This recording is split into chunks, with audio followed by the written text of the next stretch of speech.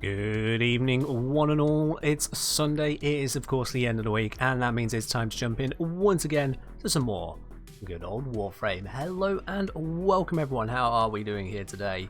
Welcome in. I see we got Vlad straight away with the rehydrates, taking the job from Garacop. Vlad, all the same. Cheers on that, my dude. I have got my tea ready. Absolutely. It is a little bit on the colder side. It has gone quite cold today. And my kitchen cooled down far faster than I intended, so I'm probably going to go straight through that tea, but it's fine. Eddie, oh, okay, Eddie already wanting us to start off with EDM, not even giving us a moment to enjoy the synthwave. Sure, why not? Why not? Let's switch straight over to that then today. There you are.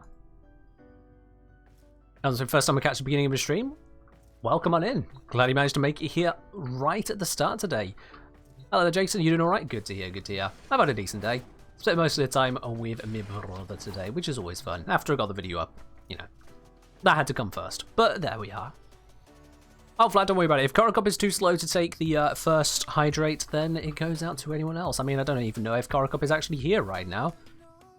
Have they sent a message? I don't see a Korokop message, so they may not actually be here. So there we are. You're actually not taking a spot from them, but supporting them in their continued campaign to be the Hydrate Master. And well, okay, you managed to make it here, and now you want to leave. So, alright then.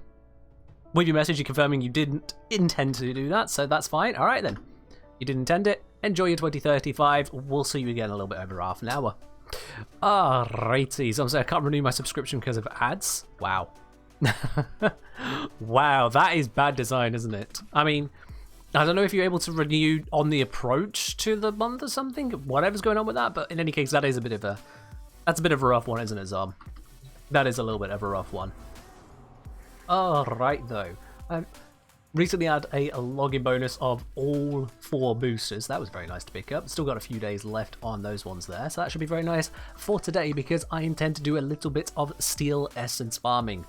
In case you missed the news, Hildren Prime is right around the corner, and of course farming Steel Essence is a way to farm those relics before the relics are released, because you can purchase relic packs. You are limited in how many you can get, but we're not going to get, what was it, like 25 relic packs worth of relics in one stream. It's not going to happen. So, we'll be grand to go on in, but before we do that, we have got the sortie first. Zom wants to be part of that. We'll have 2 other spots open. If anyone else wants to join in on the sortie today, send me a message in game. I'll bring you on in to the squad. And we have got today a disruption with electromagnetic anomalies, an assault on the Cuban Fortress with energy reduction, and then assassination against the heck with enemy elemental enhancement. Could be interesting. We'll make our way through all of these. I think with the disruption, let's just bring in M87 there. I think for the disruption, probably Wukong is going to be fine enough. Wukong should be just fine enough, so let's do that. That's a strange one, Son. Sub-expired, can't renew the Prime subscription. I'm not sure what's going on with that one there for you, Son. Not sure what's going on with that one. You're definitely not subscribed to any other channel on Twitch at the same time that might be interfering with it. Otherwise, Twitch be Twitch be Twitch. It's a weird thing, let's be honest now. Twitch is held together by duct tape sometimes. Yeah, let's switch on over. Oh, why is it sorted by name? Let's switch on over to Wukong. This time I'm going to bring the Kuba Heck. Let's give this one a whirl. No, fair dues, no idea then. No idea what's causing that for you. I've got a rad viral approach here, Dead Head. Yeah, that should work fine. It's the same as it worked on the Archons. Why not? Let's give it a whirl. If it doesn't work, I've always got my Laser Beam and Glade Prime. And I'll add in a little bit of carrier action, which could help out. Actually, thinking about this, do I want Rad Viral? Yeah, just, there are a few corrosive-based, no, so actually, if there's a corrosive one, I'll just corrosive glaive them. That'll work. There we are. Now I have a solution. Now I have a solution for it all. Alright, looks like we're running a 3-man squad on this one, which should be just fine. We are some powerful peeps. We can handle this, no problem. We have got a Stynax there. We've got Hara Prime, and we've got myself. And we got a double Cuba Heck as well, so yeah, this one's a done deal. Zom appears to be without a companion. I don't know if that is an intentional choice. I doubt that it is an intentional choice. Alright, you enjoy your lunch with the fam. You enjoy.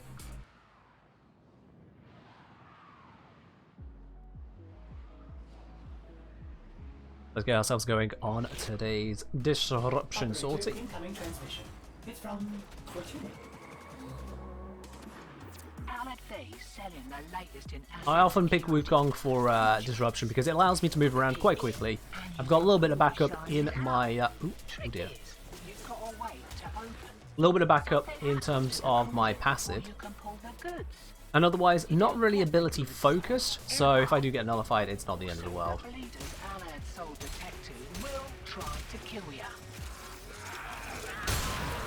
The only downside is, I do have very little hit points, so I do need to actually protect myself from time to time. There we go, that's a nice bit of armor.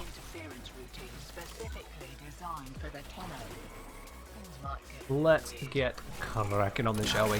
Hello, Enfan, how you doing?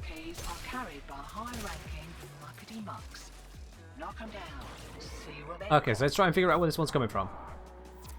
No beeping this side. All the conduits are over the other way, so probably not close. Hear that beeping? Demo unit's on its way.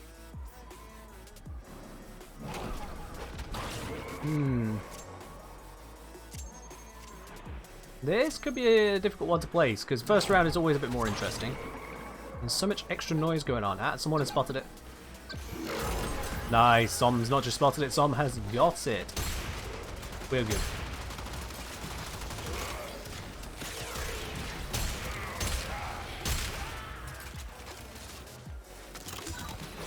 Yeah, Condemned does work on demos, absolutely right, Zom. I mean, Zom's just verified it right now by using it, but yeah. So you can put that onto other Warframes. That thing bows and you can kiss a conduit goodbye. I see, Hellgamer. Could you send me a message on Discord, or send one of the mods a message on Discord, actually, Hellgamer. If you could message a mod, they'll be able to get that sorted out for you.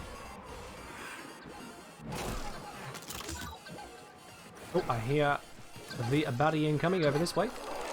Might as well add on a little bit of extra damage, not that I need it. There we are.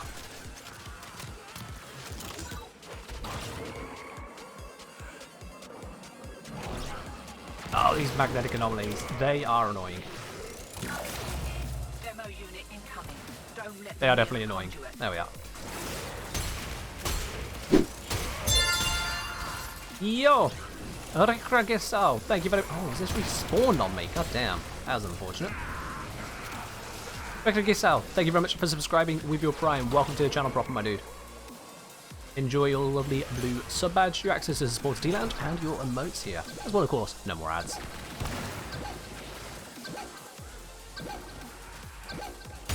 Ah. And that is the Parakuberk. Just going to quickly tank this, get myself a bunch of armor. That should do. That should do very nicely.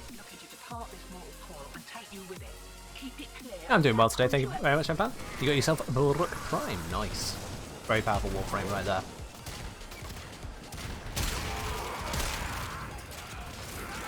I hear incoming. Over here. Over here. Ah, magnetic anomaly eating that first shot entirely. These anomalies are really annoying on this mission. They are in all the worst places. All of them. Except for those. Those ones up there are fine. Like this. This. Ugh. Wakey, wakey. Just trying to make it a problem.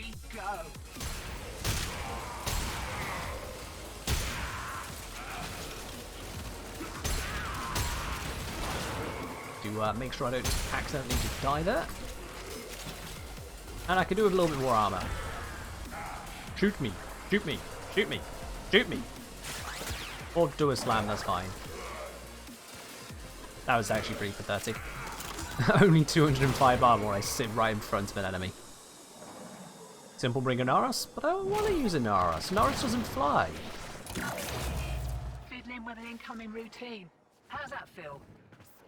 Flight is a very powerful thing in this game. I don't want to give that up if I don't have to. Not for a mission like this. Just trying to figure out where that Demolisher will be coming from.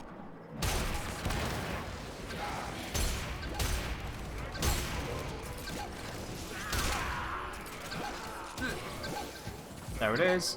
Zom's just grabbed it. Oh, Zom released it. Ah, it's fine.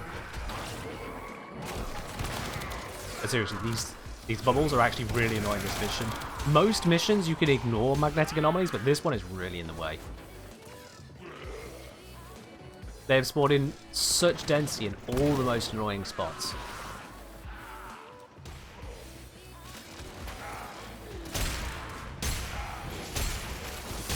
And of course, when you destroy them, they're only gone temporarily, so they'll be back very shortly after. Like this one right on the conduit. There we are. Demo unit coming in fast. That thing goes and you can kiss the conduit goodbye. I'm going to check out this way. Listen for the sound. Nothing. Check down here. Listen for the sound. Nothing. Yeah, I figured especially. It's going to be up over the other way, just like the other ones.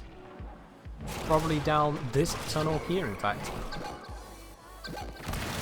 Take out that. And it's dead.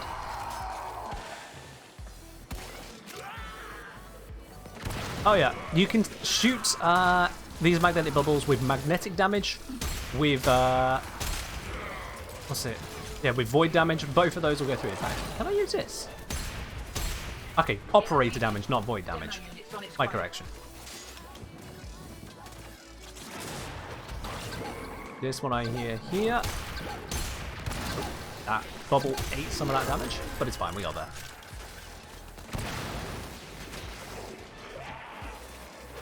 Imagine if there's such anomalies with other effects like gas. Ugh, that sounds horrible. Imagine you get a toxic cloud spawn. We have enough of that with the infested, thank you.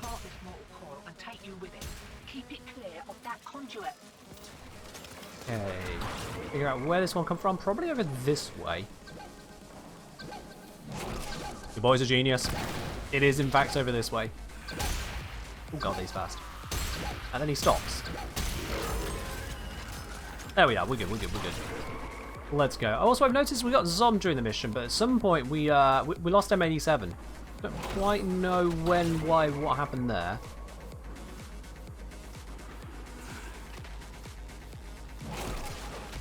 But it's fine. Som and I had the mission down pat, so we're all good. Time to hit the pub. We're all good.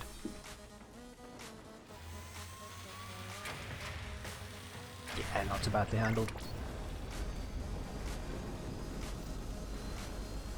Connection to host lost at the start. Oh, okay, if you'd let me know at the start, I could have re-invited you. If you...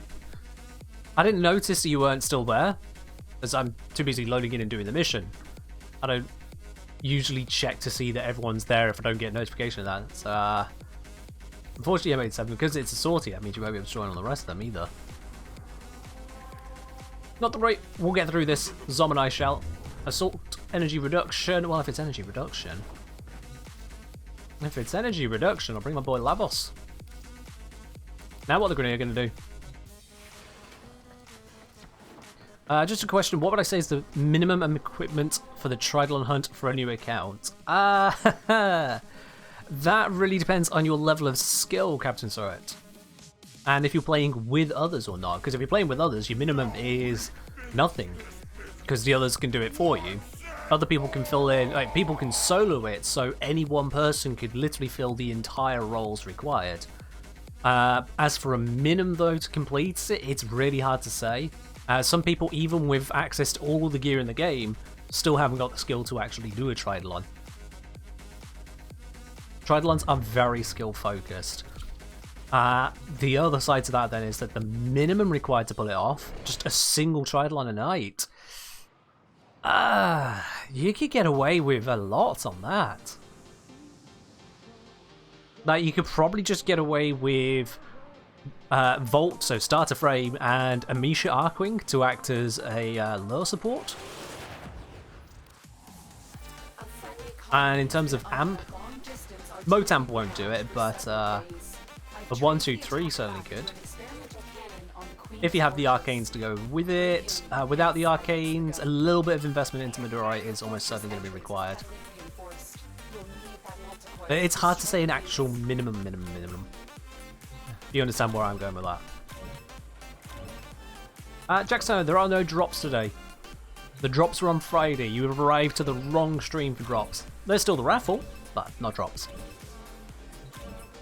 Waiting for Zom to load in and get here. Good old friendship doors. Here we are.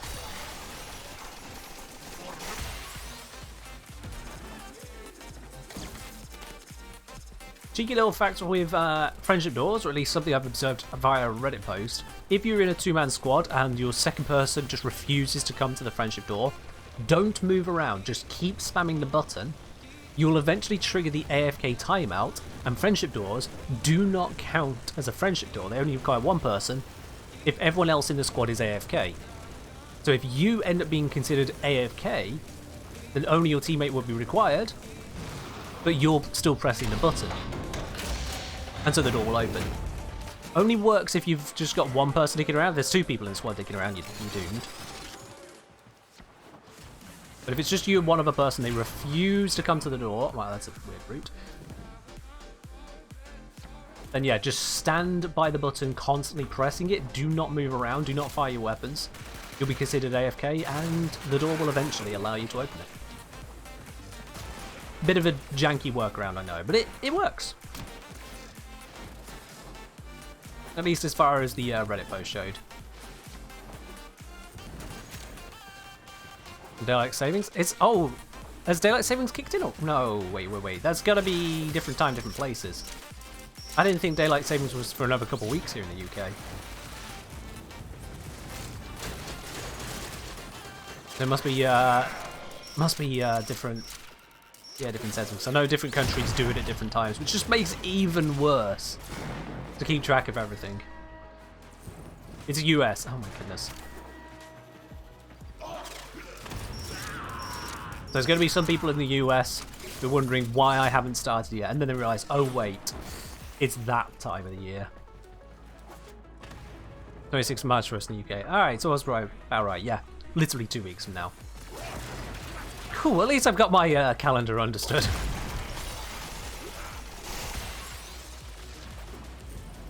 Alright, we need to grab all the components for this. I'll grab the one off to the right. What's daylight savings? Daylight savings is where the clocks go forward an hour as you come on into spring. The design for that is to give more sunlight in the mornings at the expense of less sunlight in the evenings. It's a stupid system and it messes up basically everyone.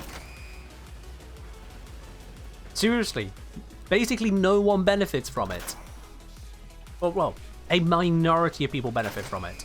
And that same minority of people could benefit just as much by just changing their own day rather than changing literally everyone else's. Yeah. It's kind of stupid.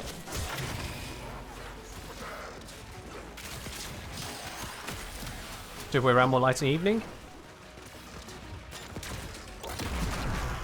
Is it the way around? Daylight savings, clocks go forward an hour. So if your sunrise and sunset was 6 AM, 6 PM, your sunrise and sunset becomes 7 AM, 7 PM. Yeah, you're right, yeah. See, that's how stupid it is that you have to right away think about the bloody sunrise and sunset to figure out, are we gaining time or losing time? It's stupid. It's bloody stupid, it's daylight savings. If you really, really need things to be done at a different time, just do it at a different bloody time. Rather than trying to convince the entire world that time has changed. It's ridiculous. Especially when you consider that there is no universal standard. It is different for different countries. Some countries don't follow it, some countries change it at one time, some countries change it at another time. It's even worse when you cross hemispheres. The whole bloody setup is stupid, I hate daylight savings as an entire concept.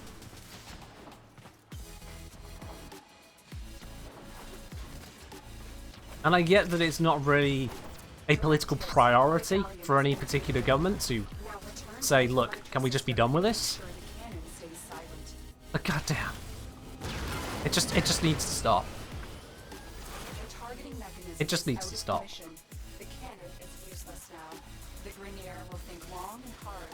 If someone wants to get up earlier or later, they can get up earlier or later. But changing the clocks because someone wants a little bit more daylight is stupid.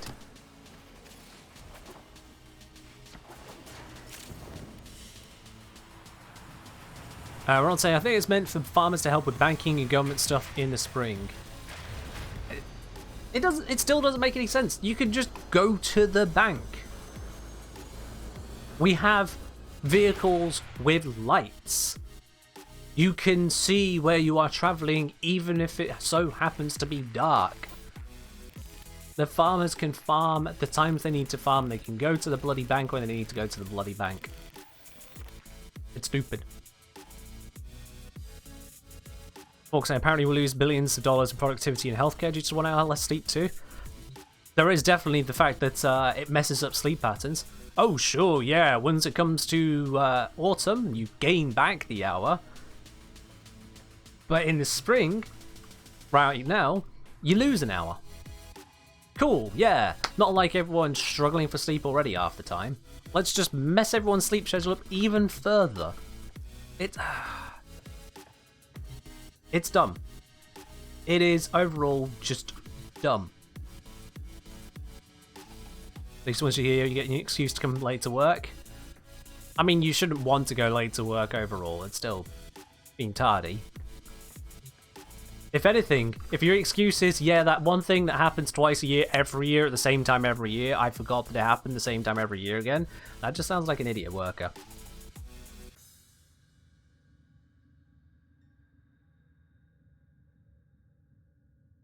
Like I say, I love DST, really like longer evenings in the summer and back to normal in the winter. They're not longer evenings! You don't get more daytime. None. All you have done is start work an hour earlier and finished work an hour earlier. But rather than actually start and finish work an hour earlier according to your clock, you decided to engage in this deception. Say, no, my working hours haven't changed whatsoever. I still work a 9 to 5 job as God intended. No. No, no. It's ludicrous. For starters, nowhere in any religious text is there something that says you need to work a 9 to 5. So there's no God-given thing about it either, for that matter. But more to the point, you're changing your own work hours. Daylight savings is a shared lunacy, a delusion, just to grasp a concept of having more daylight in the evening. Just work different hours like you're already doing and stop dragging the entire world along with this deception. It's pointless. It's frankly pointless.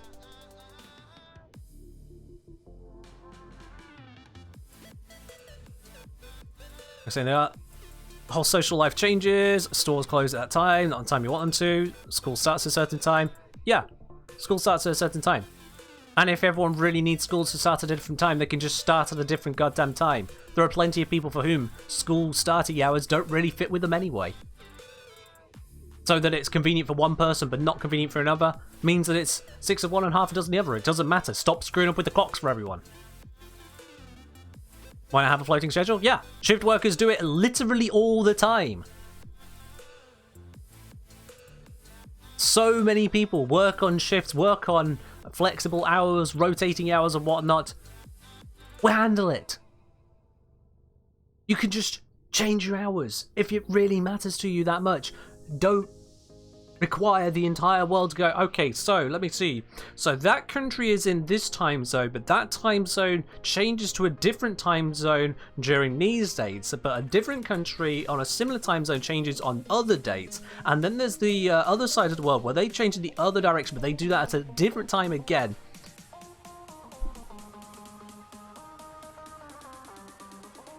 It's It's maddening. It really is maddening. I'm saying, by the by, not everywhere in the same country is daylight savings time.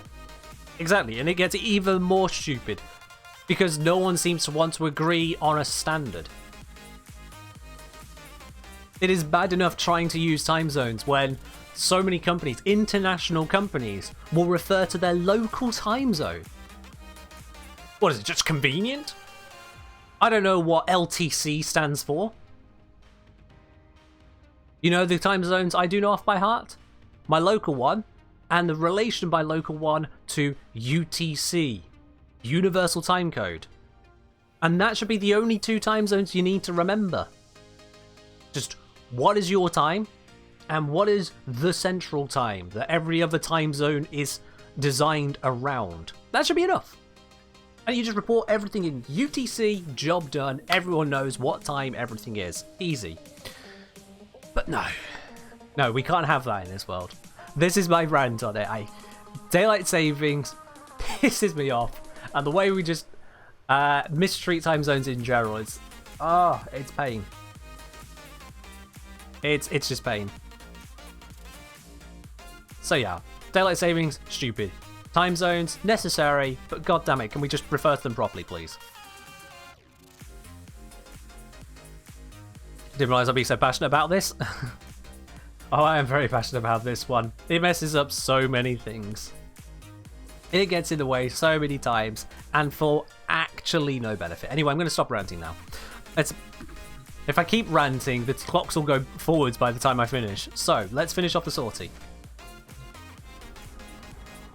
We've got the assassination, enemy elemental enhancement. I don't think I have the right weapons for this. Let's do it anyway. Prediction? Oh yeah, let's get the prediction up as well. What reward are we going to get from today's sortie, chat? Is it going to be an Anata sculpture? Is it going to be a Riven? Is it going to be a booster? Is it going to be something else entirely? Your blue spanner icons at the bottom of the chat window. Make your prediction. Make sure you make your prediction now, though, not an hour later, despite what your clock might say. It's so stupid. I was saying, if the culture tradition is mandatory, why not make the time zone shift automated? Which time zone shift? Which one? The VIP that we're hunting is here. Find them and take Daylight savings is not an agreed thing, and that just adds to the whole problem. complete system domination. Just all over. Too dangerous. You know what to do.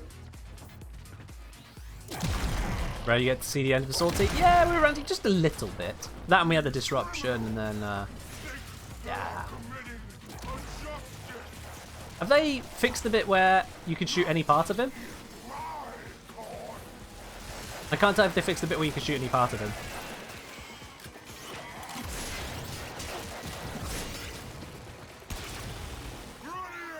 Also, Zon's doing the smart thing of just shooting ahead. If you can figure out the route, you can just skip this bit. Oh, balls. I just crashed straight into a rock there. Let's see, is it this way? That doesn't look like the way, but I'll give it a... Nope, that's not the way.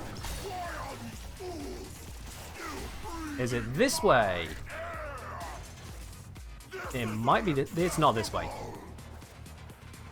Which means there is only one ray remaining. This way. There we go.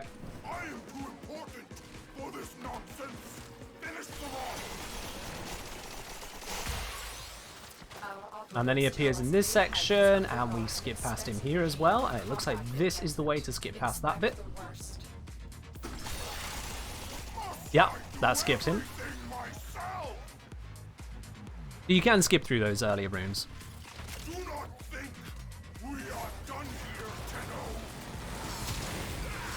Now we just need to get him out of this stage.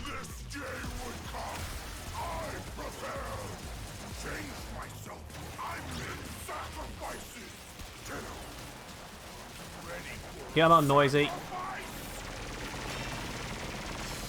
Reveal yourself. Open up to be murdered. I'm just painting him with heat rocks, hoping they'll apply.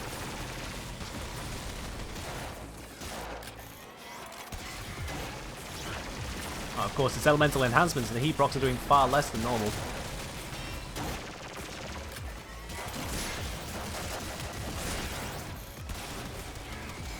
Yeah, he's got invulnerability stages, all kinds of stuff. It can be a pain to actually deal with this guy. Come on. At least I can just tank him.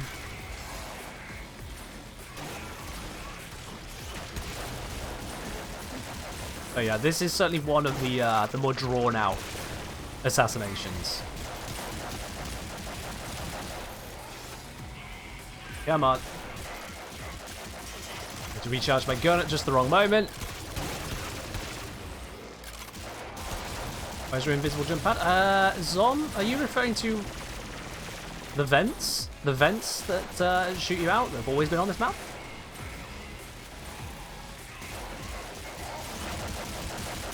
God, this is taking a while.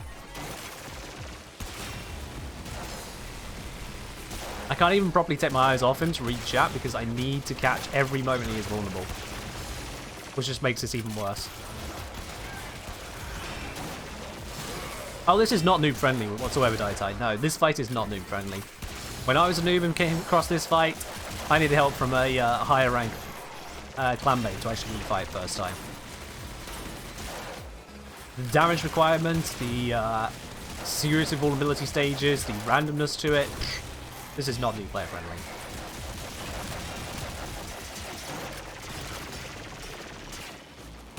This is not Steel Path. This is the sortie. That's level 100 we're looking at there. That's sortie level.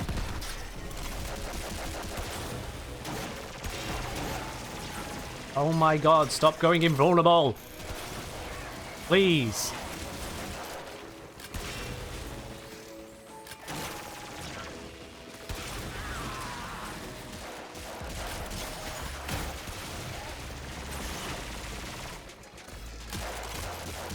Pretty sure you can turn a Kappa Hydro faster than this? Maybe.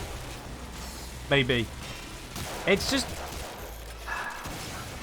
the combination of the level, the invulnerabilities, and the fact that he's got elemental enhancement. I brought elemental weapons. That was my stupid. Bringing elemental weapons here. But the rest of it is just, come on. And of course, I've got a frame that can tank without energy. If you relied on energy at all, the magnetic procs here could really screw you up.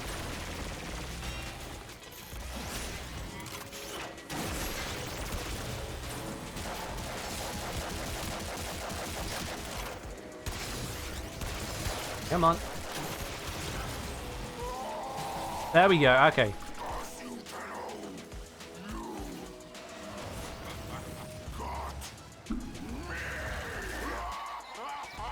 Now imagine it's melee only? Oh god. For that you'd just want to bring something of an exalted weapon, wouldn't you?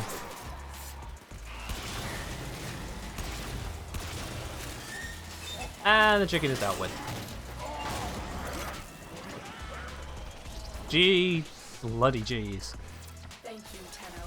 It should be a long time before we hear Vapex of the voice again. Yeah, if it had brought a physical weapon rather than all elemental, it would have been better. And then the glaive has slash, but the glaive slash isn't really that effective there, especially when Zom was stripping the armor. Does he drop anything worthwhile? Sortie, no. Sortie, we just get sortie stuff. In this case, a ribbon. For those who guessed it'd be ribbon, 4 of you did. With Flowing Thoughts putting 300 spanners down on that, you are absolutely correct. It is indeed a ribbon today. There you go. Yeah, I mean, it was only 6 minutes. As far as missions go, like, that's still half the time you'd spend on doing the Ambulance one, and that's one without... that's without having the elemental enhancements or anything like that. That just takes 12 minutes as a matter of course. But yeah, the normal mode is you get a Hydroid for that. Hydroid from that fight. It's just... oh, dear. Yeah. So, skipping those initial rooms, just finding the path ahead rather than fighting him, definitely a good idea for today's sortie. Isn't sortie ambulance longer than normal? I'm not sure exactly on that, Zom. I'm not sure exactly on that, the way it works out. It's a thing. In any case, right then, with the sortie out of the way, now we can actually get on to the core of today, which is to do a little bit of skeletons farming. And to get us started with that, I'd like to crack through the incursions because these are a very good, quick source of steel essence. If you'd like to be joining in on today's steel essence farming, send me a message in game, The Engineer. I'll bring you into the squad as we blap our way through all of this. And yeah, I think it's just getting started on the interception.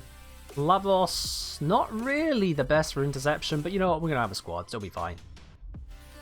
Or at least we've got Zom, so Zom can cover part of it for me. We got M87 wanting to rejoin. Let's hope you can actually stay in this time. Bring you on in.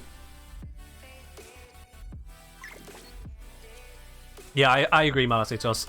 Amulus is soul crushing to farm. I absolutely agree on that. Oh. Is that Hernal? Oh my god, the kerning on that. Is that Hernal or Hemel? I think that's Hernal. In any case, Hernal, we've got a full squad at the moment. If someone drops down, I'll bear that in mind that you are looking to join in. We got a full squad right now.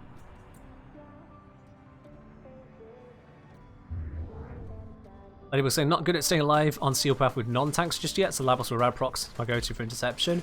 I mean, that's perfectly reasonable, yeah. That is perfectly reasonable.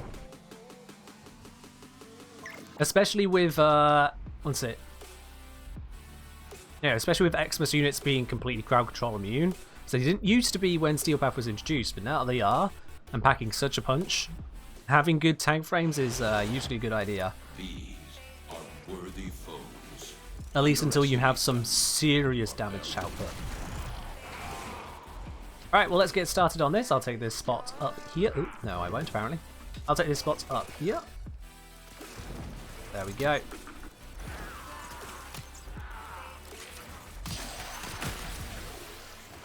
Was the Neptune wetter enough? Where frames are farmed doesn't really match up with what those frames do, just in general. We get Nova from Europa, but Europa, the ice planet, doesn't give Frost. Frost instead comes from a more toxic location.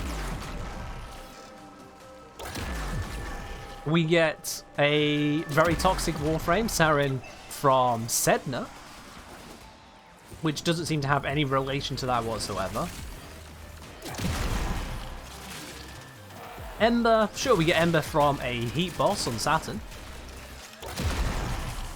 But then, that's about the best, because, like, what's Equinox doing with Talrega? I can't piece that one together.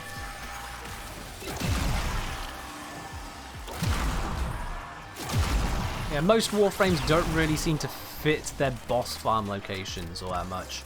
Some of the quest ones, obviously, yeah, Protea is in exactly the right spot, but that's a pretty obvious reason. Citrine in a pretty obvious spot, but she was forcibly added there with her own updates, and that's kind of itself.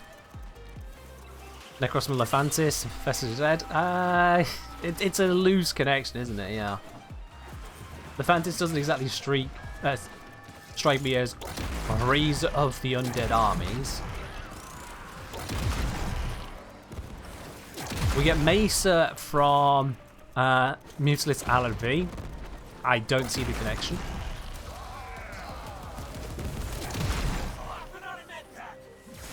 There's not a lot of connection to a lot of these, actually, overall. We just kind of take it as we get it.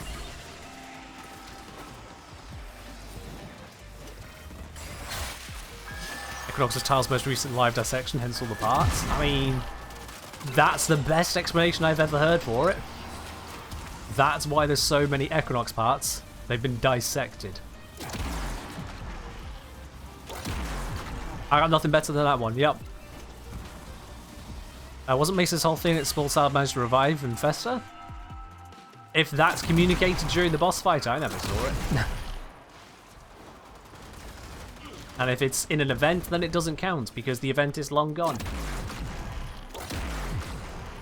Which is another problem that Warframe suffers from. Some people complain about Destiny removing content which has been paid for, and that is a problem, as far as I'm concerned. That is indeed a problem. But in Warframe's case, sure, it may be free events, but it's still story-based events which are just gone. Just gone.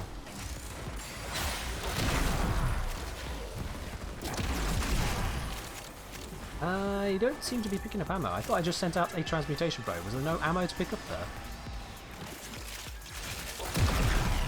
There we are, I found the ammo. Was a little tiny bit concerned, but it's all good now. Z-Train, it's all going good here.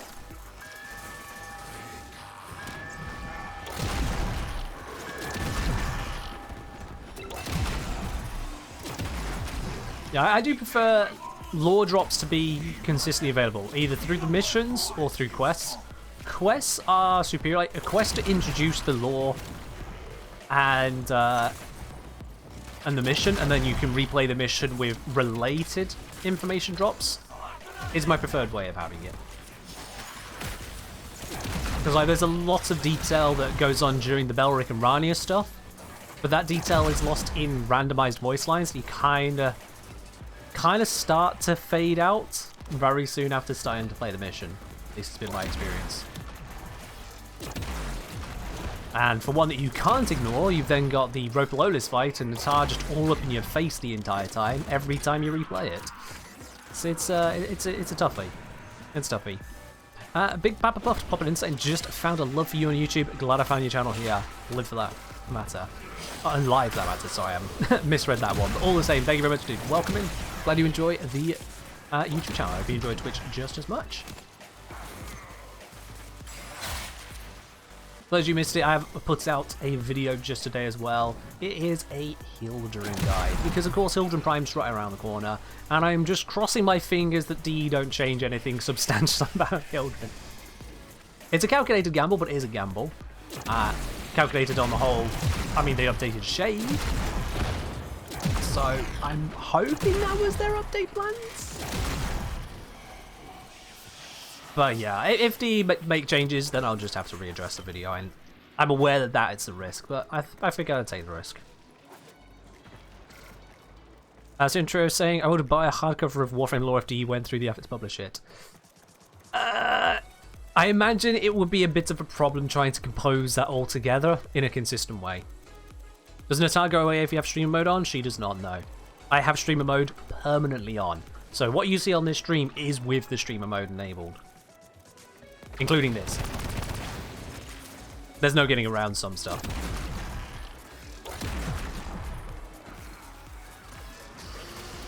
Later on, what would I replace Envoy Riven with? I'd have to have a look at the build to see exactly what it's covering up. I'd have to double check on that one.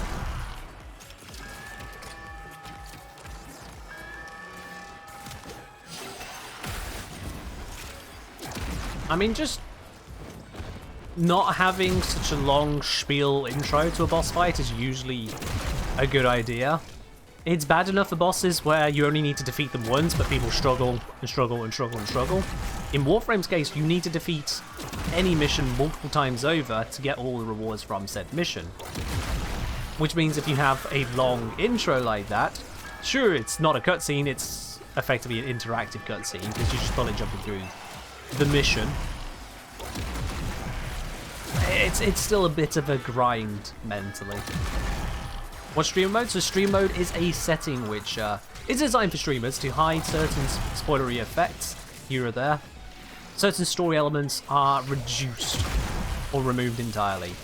So for example, the story developments with both Fortuna and the Entrati that happen as you rank them up, those elements are missing from my stream.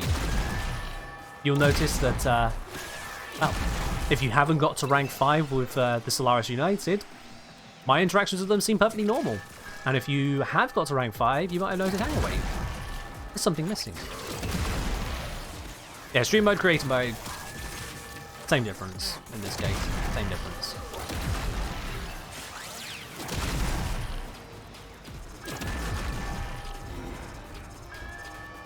Like we were saying, Warframe is a huge issue, trying to give you vital info while you're fighting a million enemies. Yeah.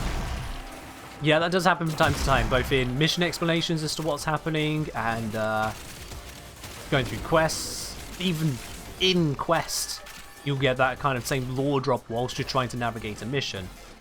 And again, you get used to shooting out Lotus or whoever's talking, because they'll pop up and say things like, heavy unit approaching, here is the nature of the mission, you've just got to kill enemies like you've done 20,000 times already. And you can kind of lose what's going on.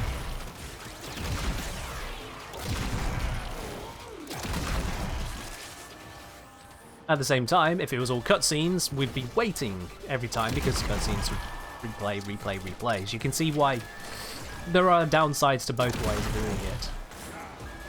Certain concessions have to be made.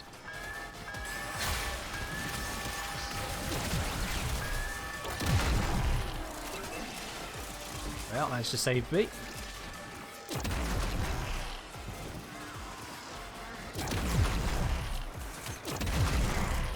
As I'm saying, if D don't buff Hildren, I'll be very sad. I think the video made me realise how little Hildren really has.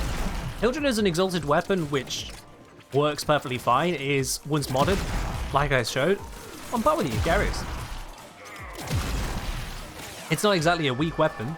Hildren can strip both shields and armor. It takes a lot of effort to get to that point, but if you're in a squad, then it's actually nowhere near as much effort overall. You've got the team support, that shield support there, which goes a fair amount of the way, especially for companions. You look at my Carrier Prime at the moment. Carrier Prime has been given some shields by someone already. Normally Carrier Prime has, I think, 100 shields. With Hildren, my Carrier Prime has more shields than health, which is really quite something. And of course that's regenerating. Quite rapidly even. You exist to strike. You've got the fact that Hildren has a team-wide status cleanse as well on Pillage. Hildren has just unlimited shields near enough. Biggest downside is Hildren's 4. That is the biggest downside. Alright, but that is the first of those, what do you call it?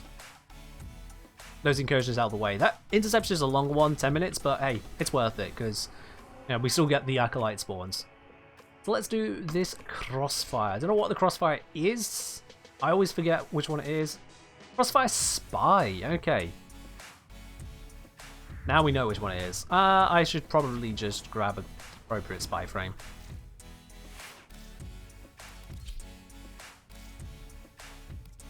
It's just more sensible this way.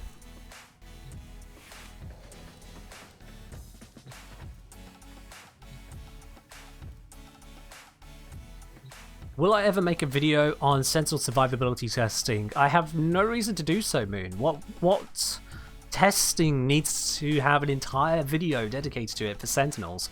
When Sentinels, I've already covered them, broadly speaking, in the Sentinel guide.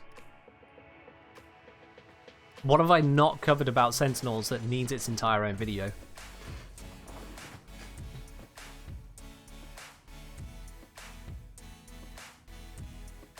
I mean, with Sentinels, it basically comes down to step 1, give them actually a little bit of health. Come on, bro. They need it. Step 2, stop getting hit. Step 3, cleanse yourself of AoE procs. There you are, that's it.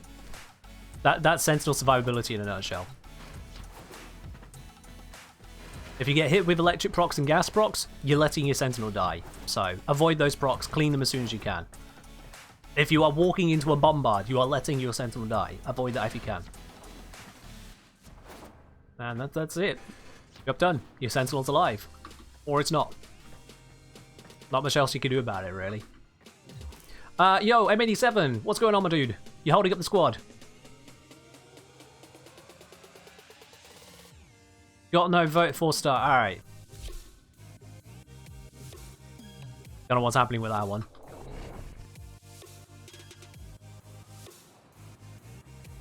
Vlad saying, what's your favourite activity to do in Warframe if you're kind of bored? I mean, I play Warframe when I'm not bored of it, so I'm not sure exactly how I can answer that one for you, Vlad. If you're bored, play something else.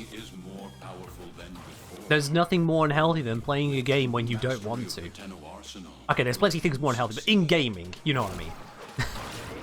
Obviously, hard drugs is worse. But, yeah. If you're not interested in playing Warframe at a given moment in time, then don't play Warframe.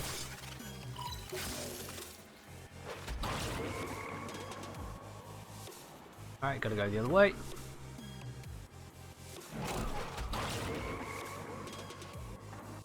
Round the back, into here. And this data is stolen.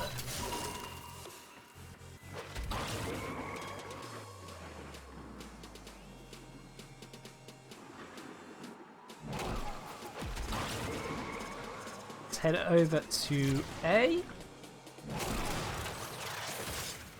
Crack that. I didn't need to cloud walk that bit there, but whatever. Fly up to the top. Oh, hello. It's Mr. Angie. Which is the worst nickname ever for the Stalker, but still, it's him.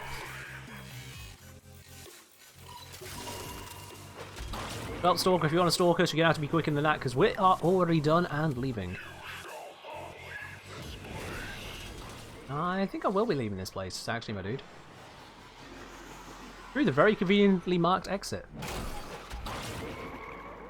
I have no time to go kill him. We get no benefit from it. He's a dread dispenser. I don't need another dread. He just takes some time. So instead I could just... boom.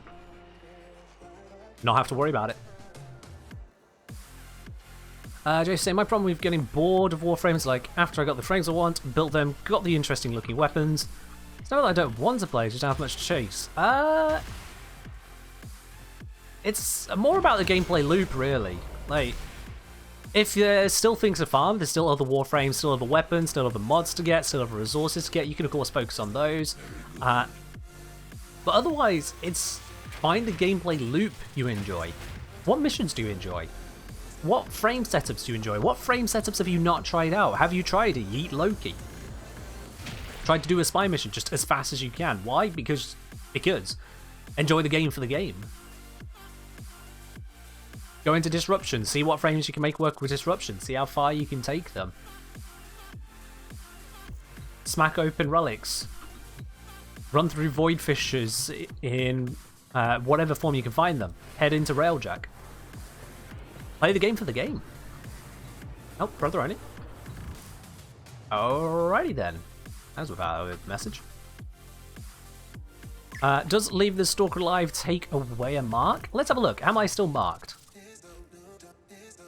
I'm still marked, so maybe not. Not sure on that one. Okay, that was a bit weird, brother, already. Don't know what happened there. Penguin's saying, I've looked at Hildren's abilities, I want to play her, but the gameplay loop to get her is not something I enjoy. That's fair. That is absolutely fair. When it comes to the Thermia Fractures, if you don't want to deal with that, you can have a friend who has gone and done it, and then share in their diluted Thermia. They can bring it along. Bob, there you are. Alternatively, obviously, there is always the platinum to it. 325 platinum, it's not exactly, free. It's still 325 platinum. But it comes with the Warframe site, it comes with the Oracle Reactor. If you didn't have those already, that's effectively a 40 plat included amount there. And you can just focus on the gameplay elements you do enjoy. Sorry, Reflex Leaf Squad. Wait, no, what? Brother Ernie, what the hell are you doing? Bro.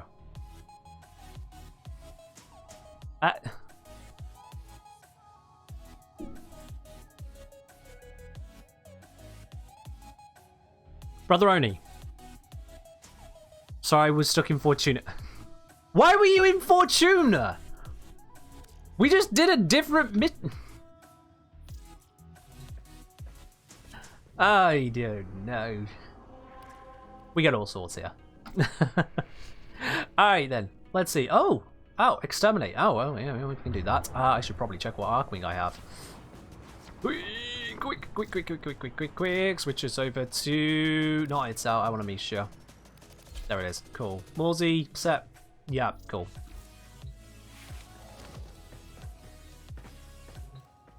I'm going to assume that Brother Oni must have just already been in Fortuna when they asked to be invited to the squad. We've run a couple missions and it keeps putting him in Fortuna or something. I don't know. Best I go on that one. Leaving Fortuna makes you leave squad. It does that, yes. Because you're leaving a relay. Leaving a relay always kicks you out of your squad. Always.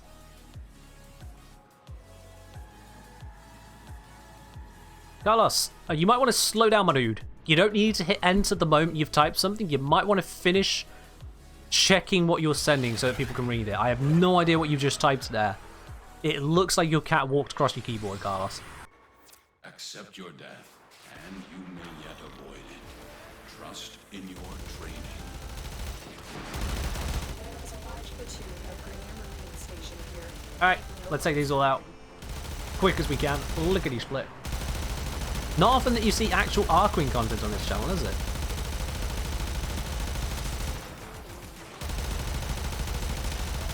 I think it's probably part of that. Is that not hitting? Is that actually out of my range? Oh, I missed. That is embarrassing.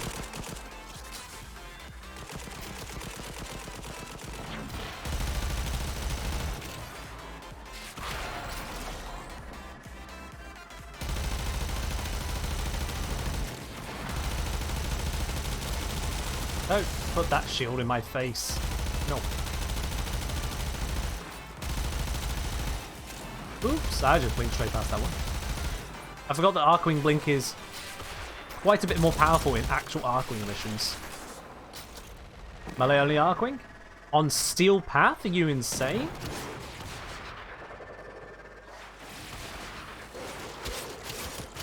Look at how bad that is. No, we're not doing that. We're not doing that. We'll be here all night on one mission. The shields are really annoying.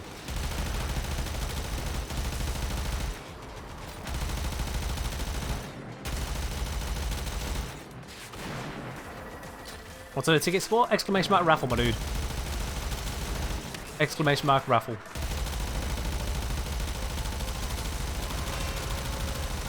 Well, that was a bit of a tanky one. Oh, we're done. Oh. Didn't even notice that was it. There's no... The enemy are routing to get to extraction. Hey, Zom, do you want to join the rest of the crew? There we are. Job done.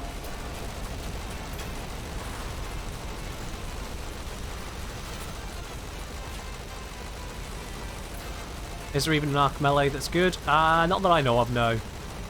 No, it's just no. Who else remembers when the Arkwing had limited uses? I don't remember that, no. I do remember when the Arkwing had much worse control, however. Animalic, hello indeed. Hello to you too, in fact. Thank you very much for resubscribing for 17 months. Oh. That is a legendary amount of time to be supporting the channel right there. Anyway, thank you very much for continuing your subscription right here. It would be very funny if Sten you could activate Razor Wing and Arkwing mission. I mean, it could work. It could work. Eddie, cheers. Just saying, you brought up Yeet Loki, which does seem interesting, but are there others, maybe including some augments to promote gimmicky playstyles? There are plenty of gimmicks. You just need to try looking for them. Seriously. There are absolutely plenty of gimmicks to go crazy with. Like, you just look at Avara's set. Avara's set is asking for gimmick. Navigator. How is Navigator anything if not a gimmick? Hey, let me just take control of one of my projectiles, speed it up, slow it down, fly it around the map. How is that not a gimmick? Absolutely. Gimmickify that. Quiver. Firstly, noise arrow. Really? Do I need to sell you on why that's a gimmick? Secondly, you've got some of the shenanigans you can get up to with the dash wire. It's everything from just another way of fishing to absolutely launching yourself. You do a combination of volt speed with Avara on a dash wire. You get it just the right angle. You go zooming. You run across the zip wire, jump off the end. You go zooming. There are loads of things you can do with loads of different Warframes, which are definitely just very gimmicky things. You just gotta go looking for them. You just gotta go looking for them. I know crazy damage numbers can get from Navigator. I mean, if you do it right, probably level cap, damage cap. Knowing how this game works, probably damage cap.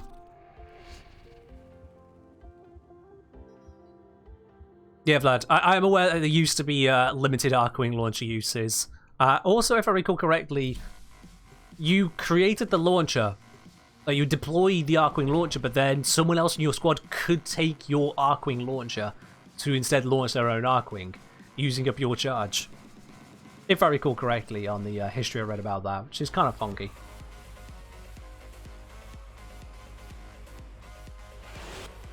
Accept your death, and you may yet avoid it. Trust in your training. Alright, let's just speed through this. Because there's no point hanging around. Goddamn bubble.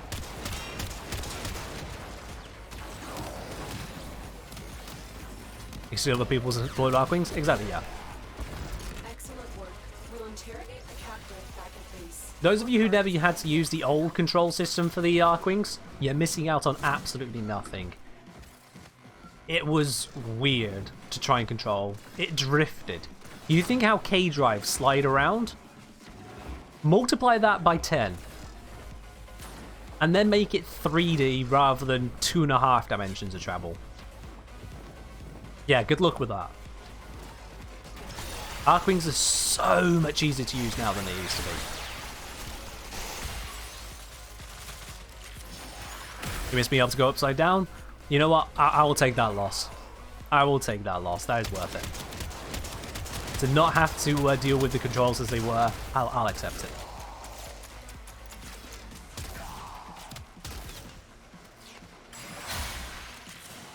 Alright, another successful mission. Blade, you exist to strike. That's a very fast way of getting 5 steel essence. The lesson Much better than the interception one.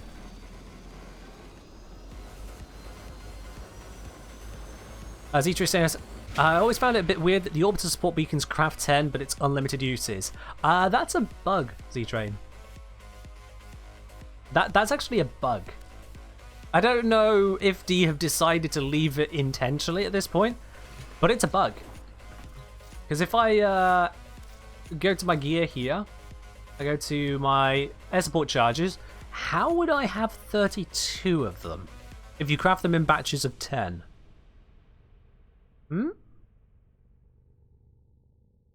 I'm not sure when exactly that bug happened. I think it might have been around the time that Orokin Eye was added in, so that's the parallax with the Zaraman. But yeah. Oh, I used far more than 8. I used far more than 8 air support charges. It's just, now they don't get used.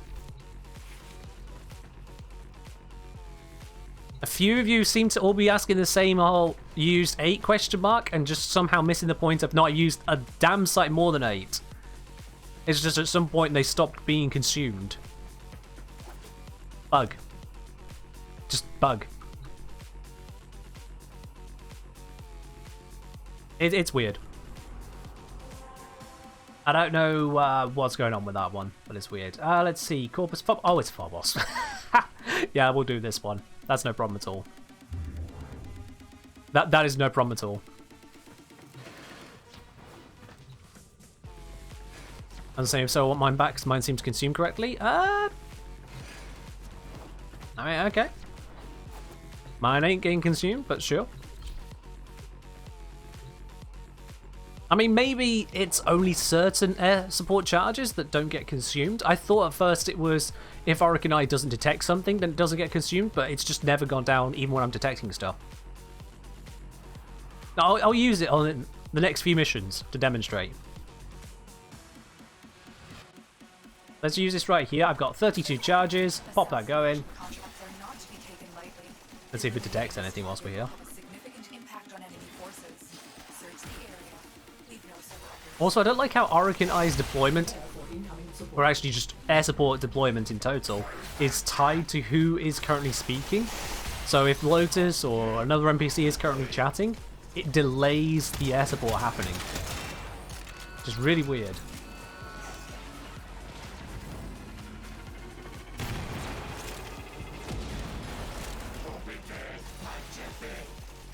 The gold rocks. Why? I might.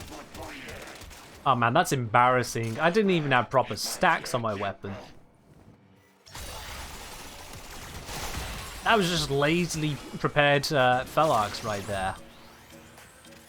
Orokinai finds item treasures. It finds unscanned curios. It finds unscanned, what do you call it? Cephalon fragments, frame fighter data, soma cords. It will find, I don't know if it finds rare crates. It doesn't find caches, however. Which is it from Parallax, which you get from the Zaraman. It also marks medallions, which is a big part of why it's from the Zaraman. It allows you to quickly mark the location of all the void themes there. So you can use it for syndicate missions to easily get those. It's great. It does have a limited range on it, but yeah. And so we learn. I think the range is 150 meters actual range rather than waypoint range. So if, say, you're 300 meters away from something, but it's in a loop, so it's only, say, 100 meters actually away from you, then it'll get detected.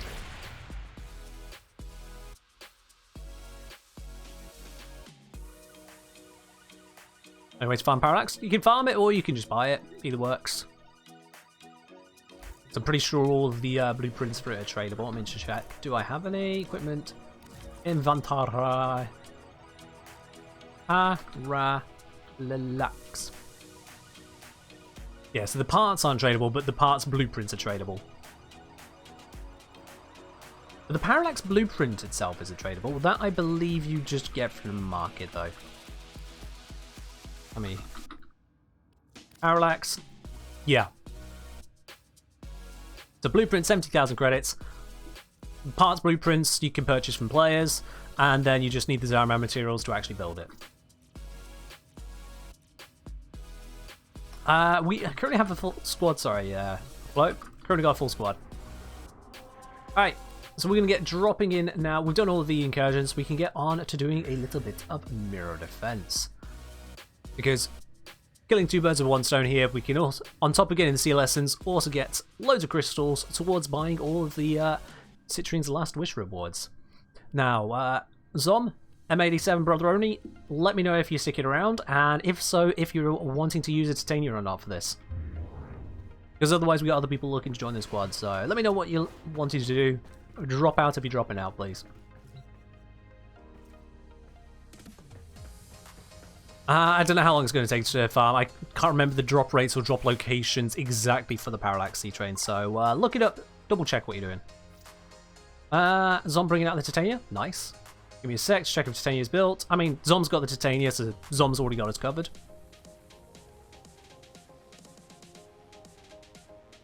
And yeah, even though I don't use the Parallax landing craft myself, I still have the Parallax air support activated. Because, hey, loot. Loot is fun. This is a looter shooter after all.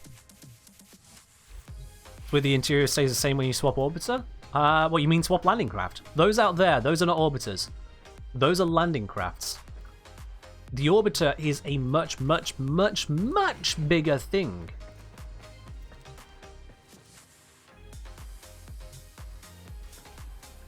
I think this bit here is supposed to count as the landing craft though, which is... yeah, this doesn't match up at all. Because this would match the Lisette landing craft, but even then, it doesn't quite seem accurate. But yeah, everything from this bit downwards, absolutely, this is just orbiter. 100%. Crystals show up on a minimap as a unique icon? Yes. Yeah, that got changed. It was in the patch notes, Grumpy Pants. That got changed. Ah, Azam is back. Alright then, looks like everyone is staying in the squad, so yeah, let's go for it. I'm happy to just stick with the stuff I got, to be quite honest with you. This will kill.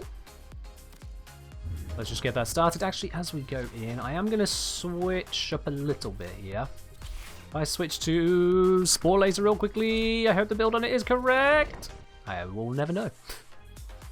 You're back for a while? Oh, fair enough. I only just noticed you said potato, potato, and I figured that was your way of reintroducing yourself.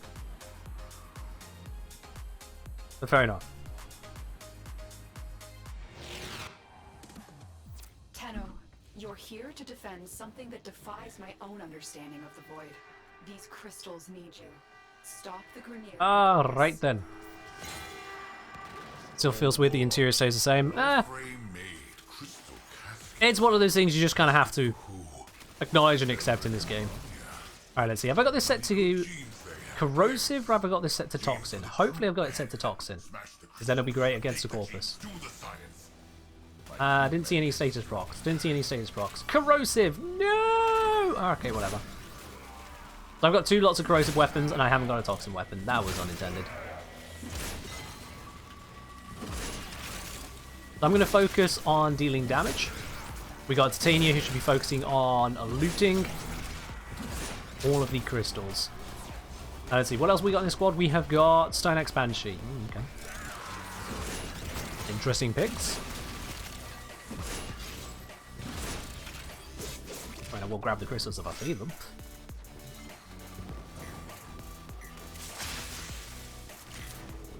Let's drop down and spread a little bit of fire.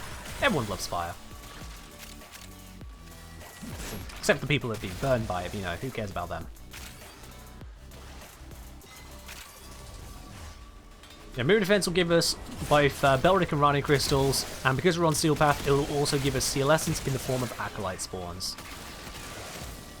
By combining the two together, we're gaining the Seal Essence, which will be great for Relic packs, to be able to get Hildren and the other new pieces as soon as they come out, as quickly as possible. And then the Belric and Rani crystals, just because, hey, you know, it allows you to get the stuff from the latest farm otherwise. As much as I may have done in the video, said in the video that it takes like 20 hours to get everything, I have not spent 20 hours on this mission. I have absolutely not spent 20 hours on it, so, yeah. Your Tiger saying this is an artful game. Don't appreciate people who rush it. I mean, define rush. It takes a while to get to the point in the game where you can just speed through missions, so by that point you have kind of enjoyed and appreciated the art quite a lot.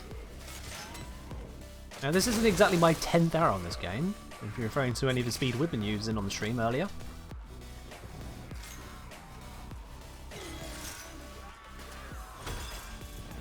It's 20 hours worst case scenario. 20 hours was a typical scenario to get everything. So that is to get citrine, weapons, oops, I've fallen. Arcanes, the works. And there's not a lot of variation in that time because of the arcanes. The arcanes really do stack it up. Now, of course, some of the arcanes you can just ignore. There is a lot of mist crystals there. Titania, you have one job. One job, Titania. Just crystals. We've got everything else. It's fine. Your computer may be dying. It's on, your computer is always dying. I don't understand what's up with your computer. I hope it doesn't actually die for you, because that'll be an expense that you probably don't want to spend out on. I swear your computer is always struggling in one way or another.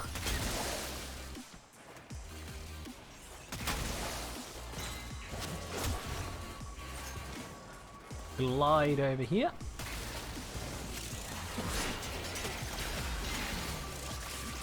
And to jump to get that. There we go.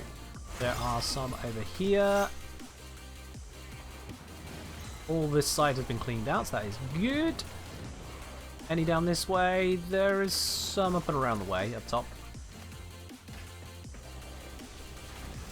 Now, if you've got an effective Titania, they can continuously go around and grab everything. It only takes one Titania player to grab all of the crystals every round. But only if they are effective at doing so. If they are having issues, or if they're not geared for it, then yeah, having other people helping out is a good idea.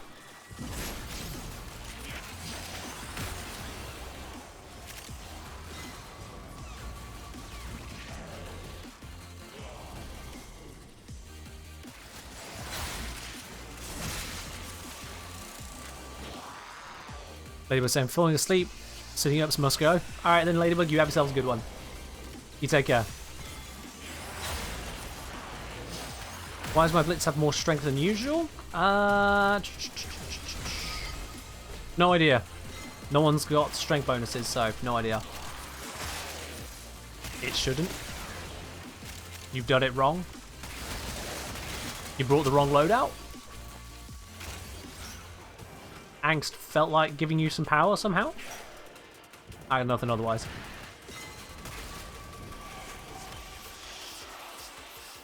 Yeah, that secured us some more steel essence. I could bring Smee to Gavat to give myself a chance of even more steel essence, but I'll be honest, I don't like managing the Gavats and keeping them alive. Carrier here doesn't die. 9 times out of 10, Carrier just keeps going.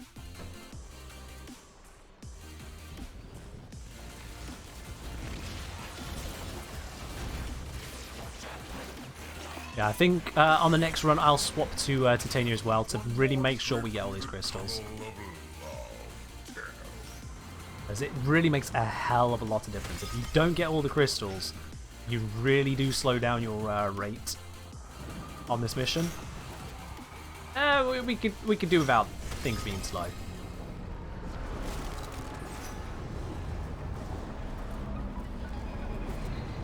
Looks like Zom did manage to get them all on this run. That's good. Getting tired, Tenno.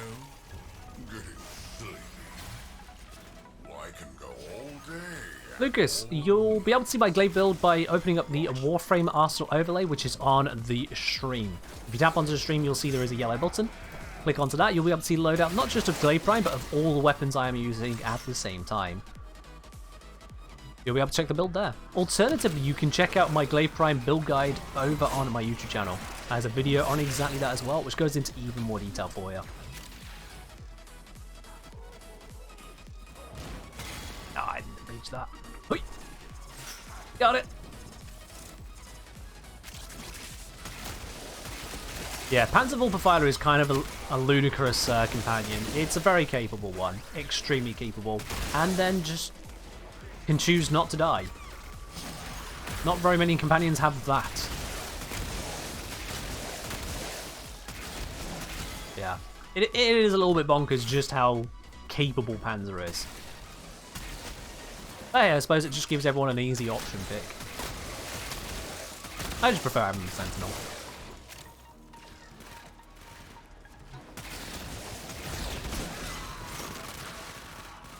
And Sentinels do also come with the, what's it?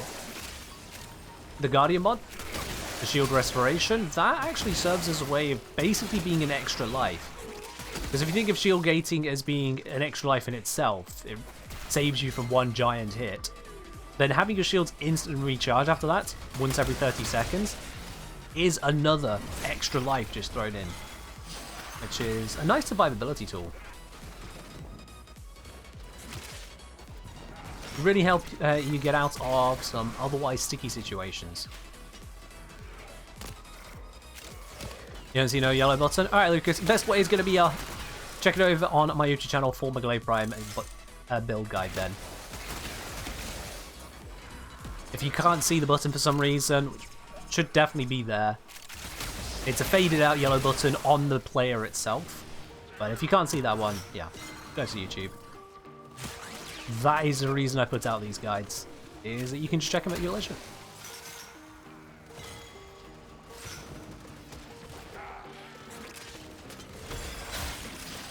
Alright, we need to go to the other crystal.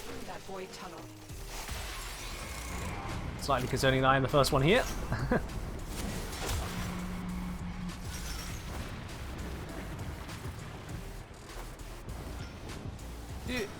This is a little finicky to do if you are not a flying frame.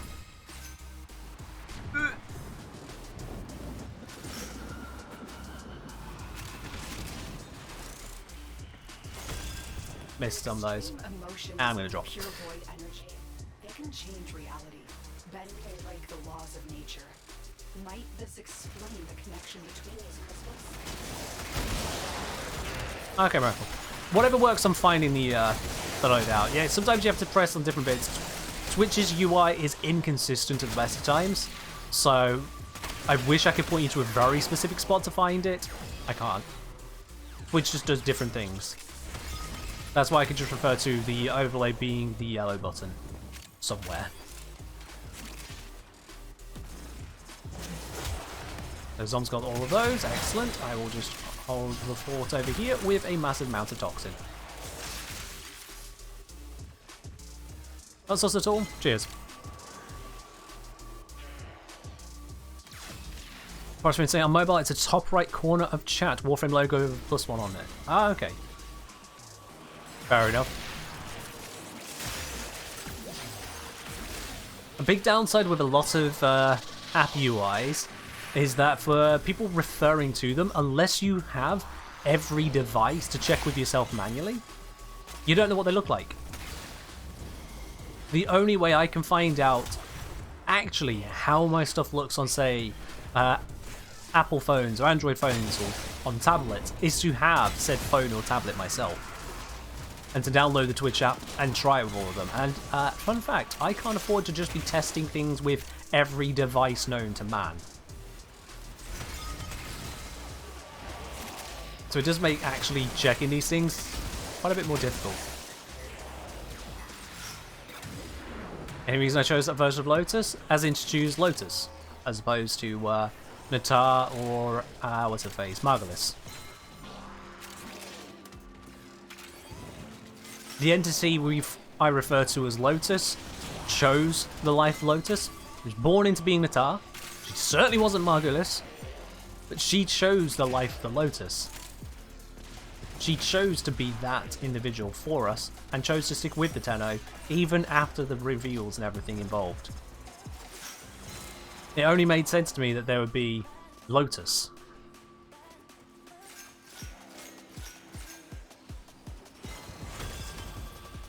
It just makes sense to me.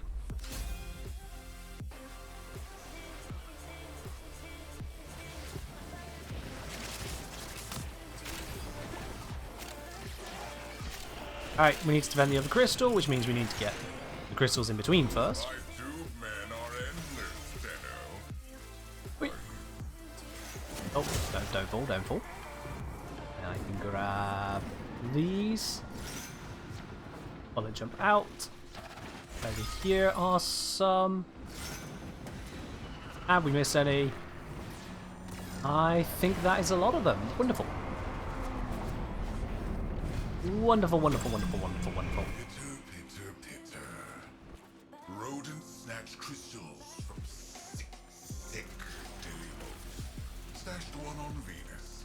Stashed one on Mars. I like a little saying, chose Margulis because in my mind, Natar wanted to be the Tenno's adopted mother. In hindsight, I wish I'd stuck with Lotus. Oh yeah.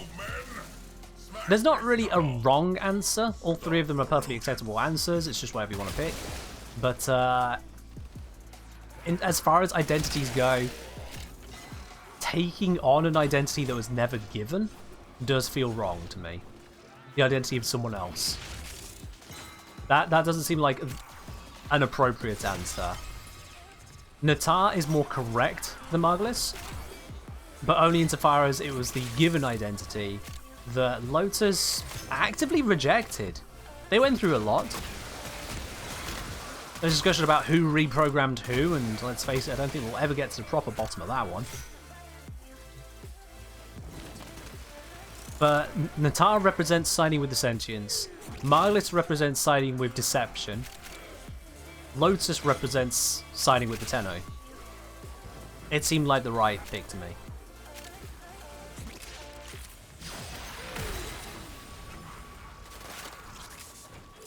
I don't know about that, Flame Thoughts. I don't know about that, I'll be honest. I mean, Ticker exists, so...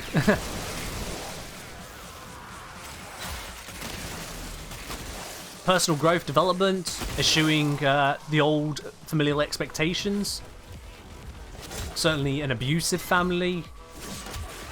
Trying to understand the difference between upbringing and what you really want, like... That's more what Lotus grabs onto.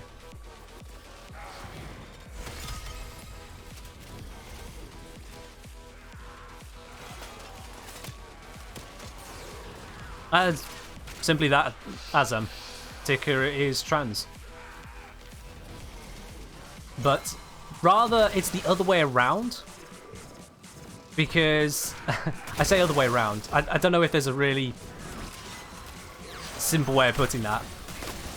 But yeah, Ticker is female, and I believe was actually assigned female at birth. So technically not trans in that regard, but also yes, still, because the way it works out is that the story of Tika is that she gave up basically everything of her body, as is the way with the Solaris, to try and help out her lover.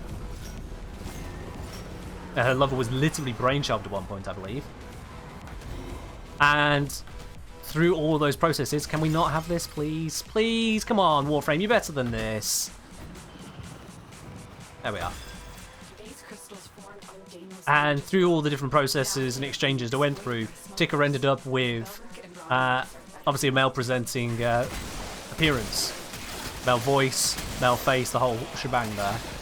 But Tika themselves, the individual, is still a woman. So, in a sense, I suppose you could technically say they are reverse trans. They didn't start out as trans, but were forced into it by the opportunities or lack of opportunities they were stuck with in their life.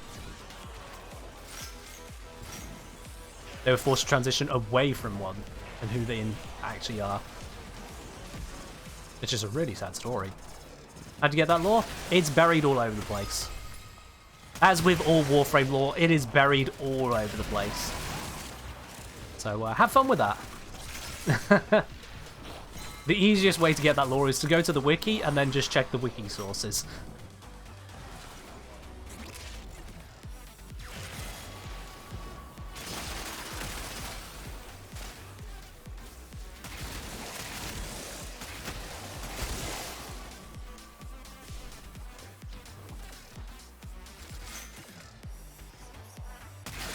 Tika story about the glove just breaks your heart. Yeah, Tika has not had an easy life at any stage whatsoever. Tika has not had an easy time of existence. It is rough all round for them.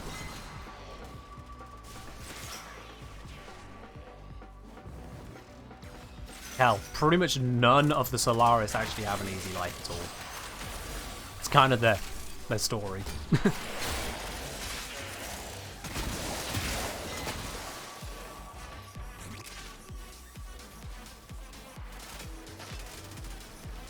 Yeah, you're right in that sense.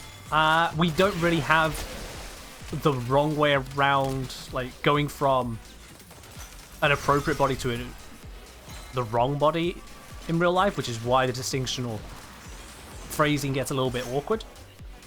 But yeah, you're right. I like what I'm saying. Basically, it can be oversimplified down to trans is stuck in the wrong body, gender-wise. But it all gets a bit kooky when you get into specifics, trying to figure out where everything sits. Ken16895 asking, what focus should I take if I play with Vault? I'm new to the game. When you say focus, do you mean focus school? Like, you're unlocking the focus school as part of the quest? Just to make sure I understand exactly where you're at.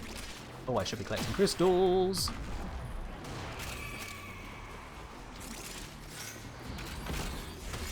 That's right. In which case, I would recommend you go with Zeneric. You'll be able to unlock all of the schools without hassle, but if you're going to start anywhere, I would say you could do best starting with Zeneric.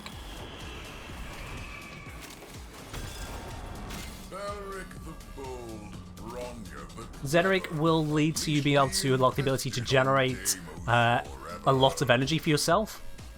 And as a result, that means you'll get so much more out of your Warframes overall. So much more out of them.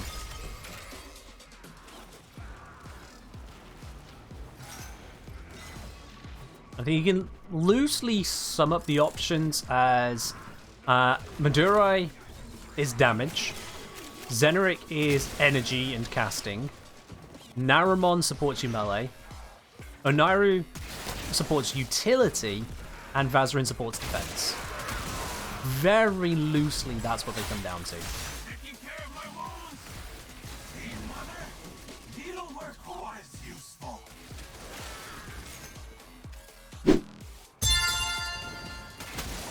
Yo, Bruce for 25, thank you very much for subscribing with your Prime. Welcome to the channel, Prop, my dude. enjoy your lovely blue badge, your access to the supporter T Lounge, your emotes, and of course, no more ads here on Twitch. All lovely things to have. Thank you very much for subscribing to the channel. Oh, I'm silenced. I was wondering, why can't I cast? Why is everything disabled? I don't have energy, but yeah, violence. Violence does violence things.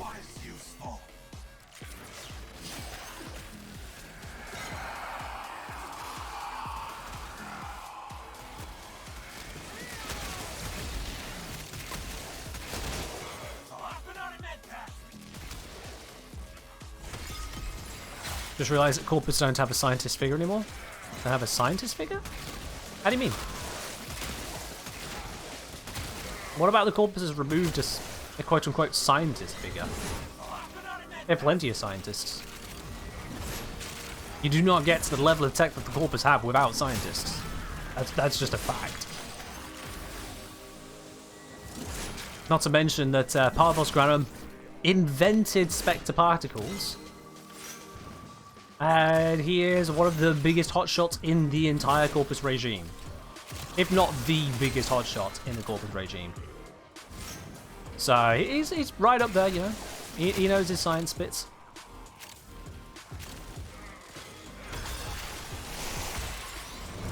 Alright, we need to be grabbing the crystals from here. I did not just slam off the edge, I did.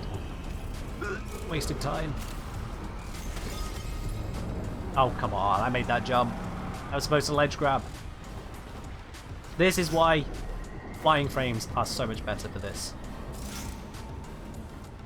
That's why I'll be picking one on the next run around to make sure we get these crystals, because we are missing so many. No, we are missing so many. We'll see how much we actually come out of this final wave with.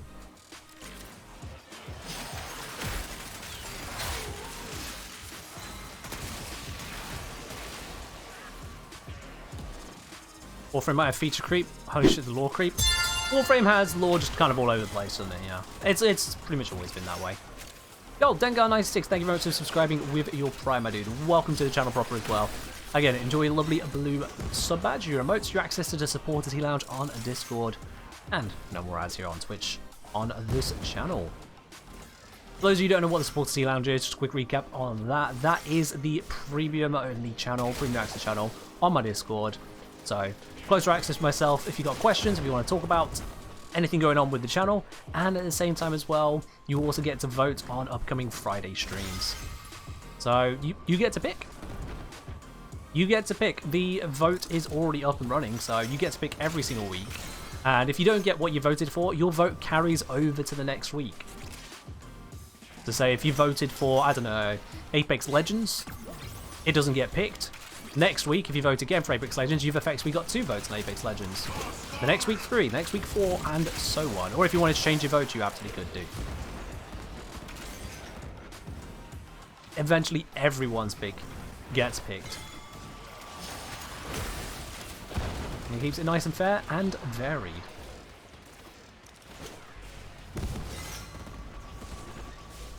Like I say, thanks again. I love the content. You're very welcome, dude. Glad you enjoy the content. Here's to very much more. There are some gems up there. Let me grab those. Oh, okay. I'm not going to jump like that,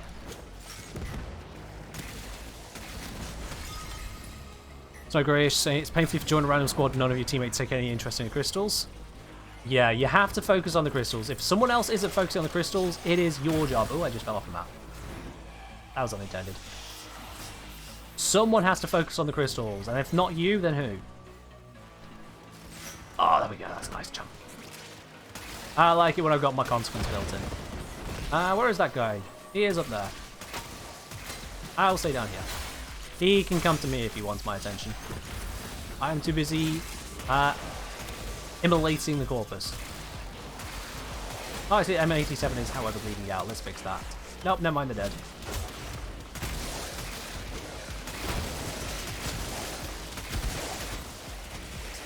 Alright, Malice, come here. Take your face. There we are. Cool, that was 4 runs. We can dip out there. It's a reasonable time to dip. You are a blade. You exist to strike. You strike to win. The lesson ends.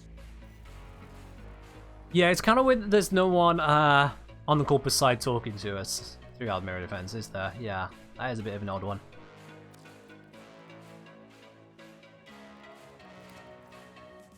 Despite the fact that we missed a bunch of crystals, we still managed to hit 151, which is really good going.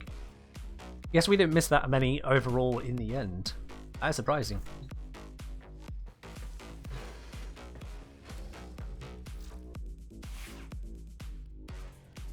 Alright, let's switch over to titanium itself then. I'm running a little bit extra collection power. Should do us good. I'm going to switch over to Zen as well. Brother Oni has left the squad again. This time I'm assuming it's for real. So, if you would like to join into the squad, send me a message in game. The first one to do so is welcomed in.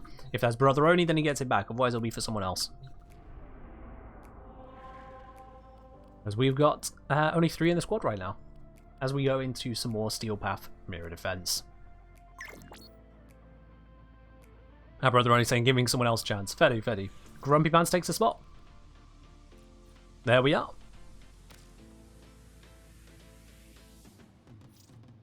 They should join us very shortly. There we are. Are there new villains / factions in Duviri Paradox? I'm not sure exactly what they've revealed in terms of factions, but new villains, well, there's new characters, definitely. You might want to check out the trailers. You might want to check out the trailers for some more information on that side. Or just wait and see.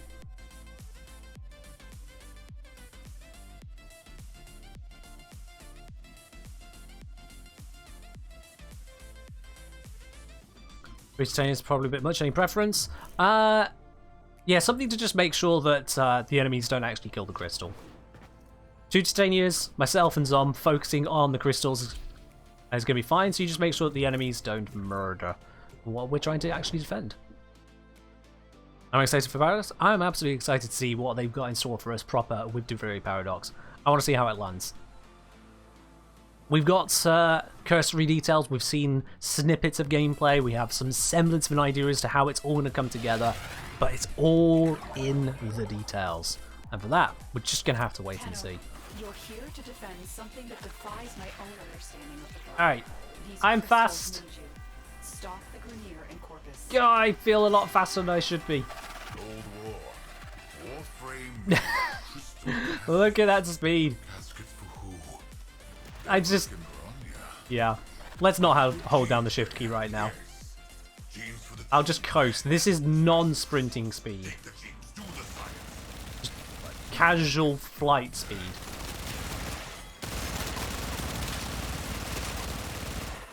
And as you can see, it's pretty fast.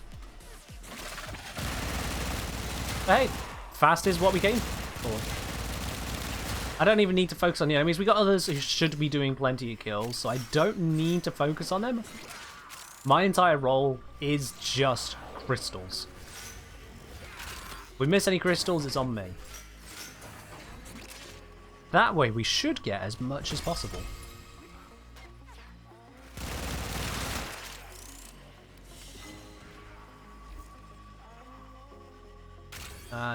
There we go. Because they should spawn a new set of crystals like every 7 seconds. Somewhere around that. That's right on me.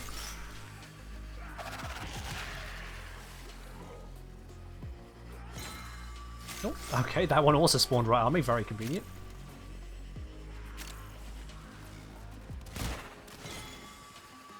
Where is this one? That's right there.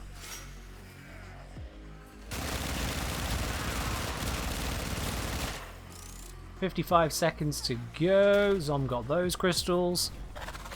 Emla Bar saying, "Yo man, love your channel. Great game choice. Just started stream myself. You know what you do." Cheers, buddy. Thank you on that.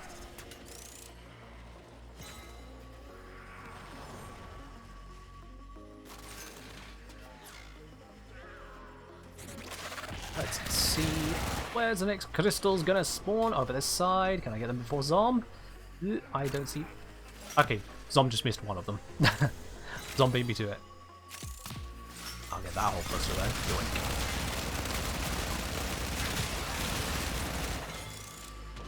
Yoink. Yoink. They keep spawning on me. Love it. Makes it really easy to get them right now. This is going to be the last one that we can grab before we go over. So I'm going to grab those and we go straight for it now so we don't miss a thing. Or I can just get stuck, that works. Go.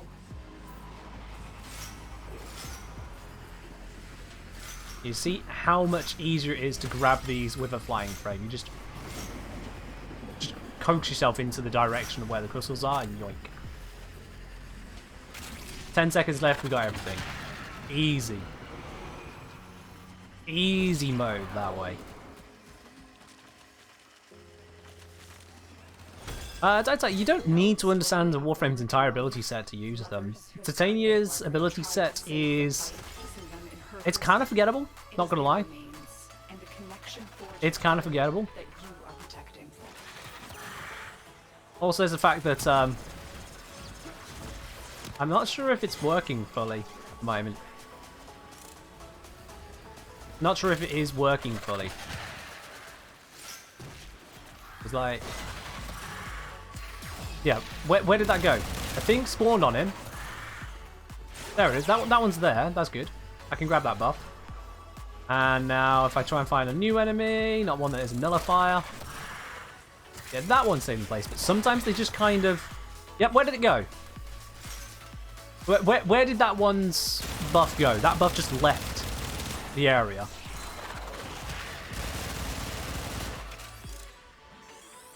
So Titania is a little bit brokey at the moment. So it's understandable to not really understand her kit when her kit doesn't work correctly anyway right now. It's a problem.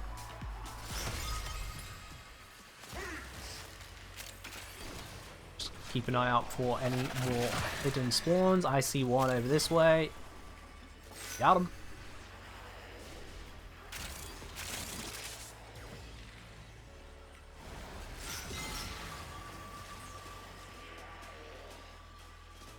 Yeah, I don't know if it's just mowers, but yeah, so that one was working, but Tribute's got some wonk. Mowers have some wonk as well. We discovered that with anti-mowers in the simulacrum. Goddamn anti-mowers. Ruining everything.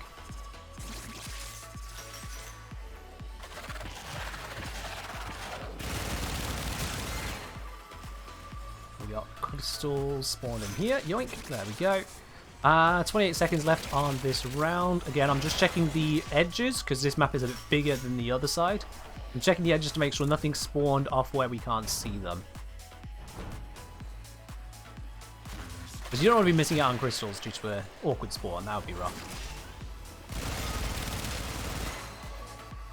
Oh, one more grab. Can I grab them? I can. We're good. That should be all the spawns this round, I think. Now, one just appeared, but timeout.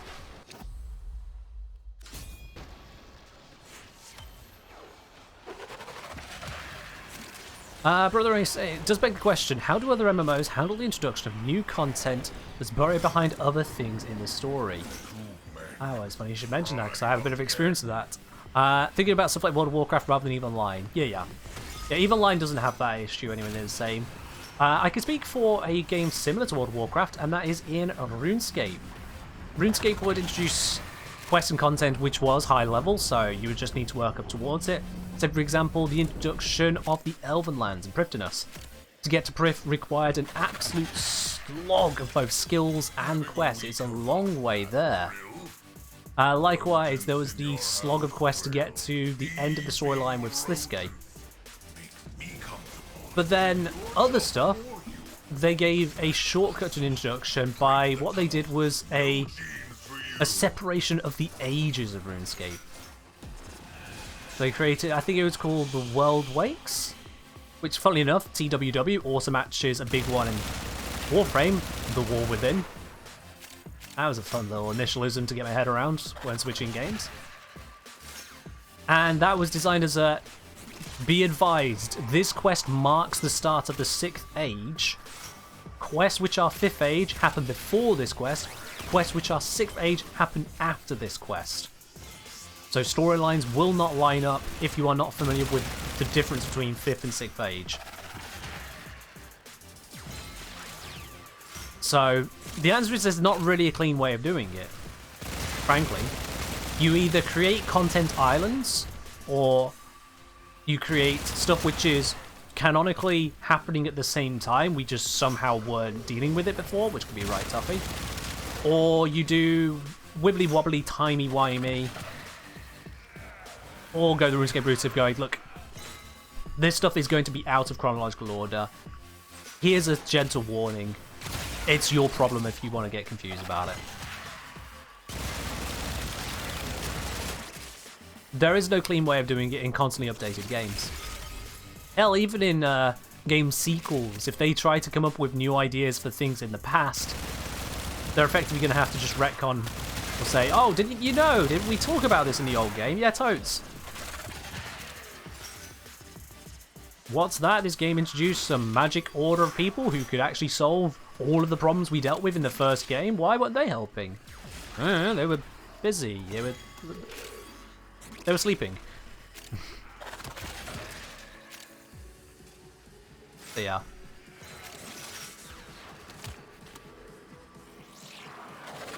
There are different ways of handling it, but MMOs always do have that struggle of introducing new content that is interesting to later game players, their established player base, whilst also being accessible to newer players. It is a struggle. And there's no one right answer. Stop them.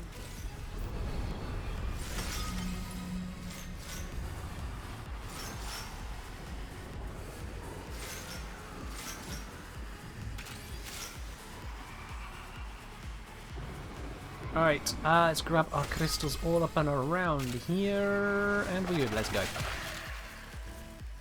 Like I've been going for... Okay, Warframe's approach to the LV storyline is definitely not the right way to handle it. That is just confusing for everyone. There is no linearity, there's no way to properly understand that without just researching the story yourself and piecing together what should be happening. That is not the correct way to do it. They did drop the ball on that one. Hell, I still don't properly understand LV storyline, and I've been playing this game for years. I'm a freaking content creator for it. You'd think I would understand what happens with one of the major NPCs. Nope. Still confuses the heck out of me. Is there any reason enemy spawns seem to not really happen on the corpus side for Kubelich Mirror Defense? Kubelich Mirror Defense isn't supposed to happen, Trekkie. It's something that DE are going to be looking into. It's not supposed to happen. I thought they'd already fixed that, to be honest, so I don't know whether that's a console-only thing at this point. Because Kubelich replaces Corpus, but the spawns here is set up for Grineer one side, Corpus the other, so it gets Grineer one side and the other. it just kind of goes, no. We call that a bug. Hello, stranger. How you doing?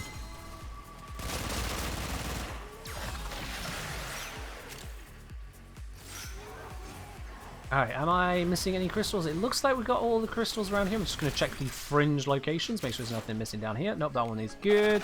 That one is good. Is this one good? That one is good. Okay.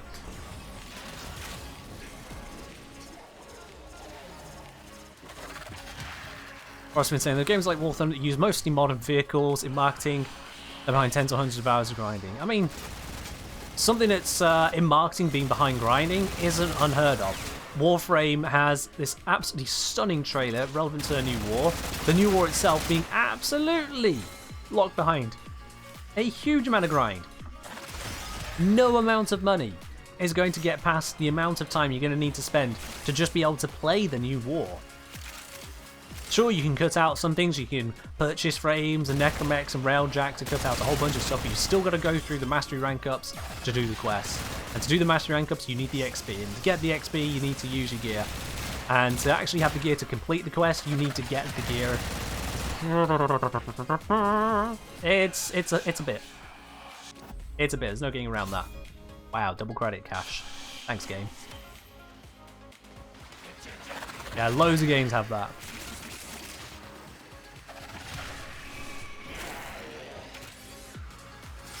And that is, again, the eternal struggle. Like, do you advertise to new players, the shiny stuff you've created that's new. Because, yeah, do you want to get them interested in the brand new stuff you've been working on? Or do you advertise to players the low-level content, which they won't then see people talking happily about it? They go, oh yeah, I saw this great trailer for using this amazing new mod, this amazing new weapon. I can get hold of the Boltor. And people are already like, the Boltor. Yeah, that's cute, that's cute. Yeah, you enjoy your Boltor, mate. You see it with the packs that D sometimes has through various companies. They'll be like, yeah, if you do our survey, or if you buy this graphics card, you'll also get the Warframe Initiate pack, which will give you the Furax Mark 1. You're like, sorry, the what? Yeah, I'll take the weapon slot. Thank you. Goodbye. It's a toughie. It's a toughie for any company to handle. Obviously, the most correct answer is to advertise to everyone. But how do you do that appropriately? If you ever figure that out, congratulations, you have a job in marketing. I am told it is a lucrative industry. Next funny is the Boltor was being used in the new trailer. Good point, yeah, actually, yeah. The Rhino was indeed using the Boltor, wasn't he? Just nailing some of the grenade to the wall. Which, again, gets to new players or players who don't know. More interestingly, oh wow, straight up pinning the enemies to the wall. No way, that's not an actual thing in the game, is it? And then they learn, yes, it is. Like, what? There's the thing.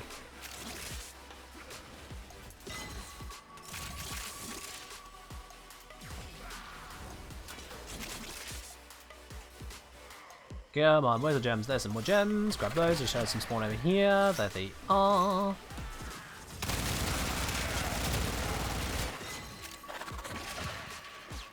It really is a lot of flying in circles in this map if you're playing the Titania role.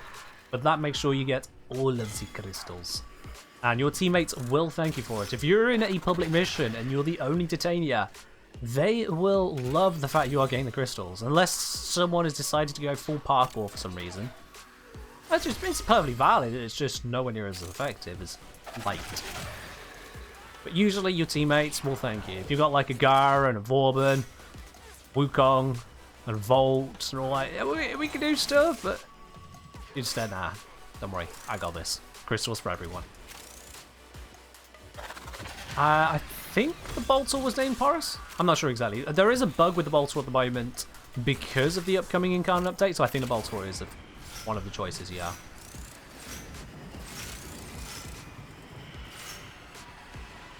On that note, both Boltor and Boltor Prime are not crit weapons, if I recall correctly, but the Telos Boltor is. So that could be an interesting stat choice. It depends on how they actually handle the stats of Incarnate adjustments. It'll be very interesting.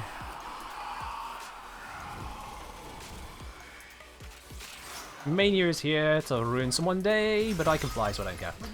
Someone else can deal with Mania. You dodge nullify bubble. Might this explain the connection between these crystals? I love how Lotus's justification for us defending these crystals is, hey, these two people loved each other very much, and a Warframe did something to try to protect them, so can you just, like, cover their grave forever, please? Thanks. It's not the most glamorous of positions, is it?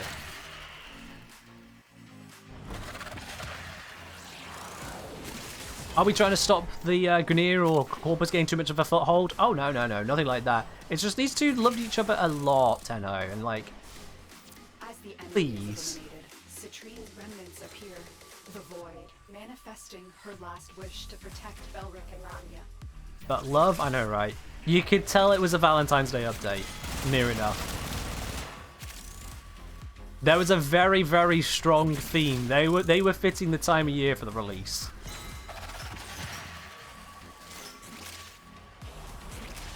Lotus proceeds to do puppy dog eyes. I'm just imagining just getting a message, which is just the emoji from Lotus. Like, Tenno, if you don't mind, please. Oh dear, dear, dear. That would be the epitome of daft.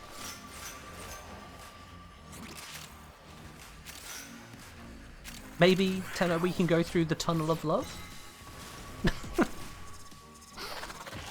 Lord behind mirror defense that the crystals created a void tunnel due to Citrine's power, so if either is destroyed, the tunnel would collapse. Anything void collapse is probably real bad. I mean, the tunnel would collapse. Okay. And that's about the long and short of it. That's all we get. Lotus doesn't actually spell out any kind of consequences for it, other than it would collapse. Which, if nothing else, would just make it slightly more difficult for the Tenno to defend both crystals. Well, the remaining crystal. Actually, make it perfectly fine to defend the remaining crystal. Just one at that point. Yo! As Invasions and the crew coming on over with a raid. Welcome in, As Invasions. I hope you had a very good stream. Oh. Zom and I are both in a mission here, so let me get myself to a place where I can do a shout out. Let's get the crystals. Okay, I'll get the crystals, that'll do the proper shout out. Fair trade? We can't miss the crystals. It's literally my job is to get the crystals. Almost sounds like an addict, but you know, let's gloss over that fact for a moment, please. I hope you had yourself a good stream. What have you been up to today? I'm assuming, of course, Warframe itself, but what part of it? Where's these crystals? I don't see them. Does someone grab them? There they are. Beric the bold, Bronya the clever, unleash the There we are. Right. on day Now we can do this properly. Shout out as how do I spellings, please. There it is. Right, if you are not already following As Invasions, I mean, it's your choice, but I'd recommend it. Another awesome content creator in the Warframe scene. Sure, you can give him a check out. I remembered how to actually spell your name this time. I don't know what it is, but sometimes I just have to really work my way through spelling your name. I don't know what it is. It's the streamer curse, isn't it? Streamers and names, just not a good pair. You procrastinated, then had to do work, so stayed up super late. Oh, I see. I see. What were you procrastinating away from? What were you actively not trying to do?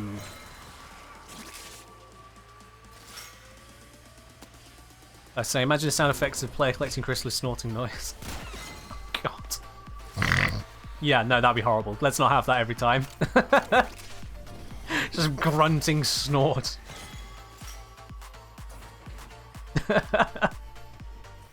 Let's not ever do that again.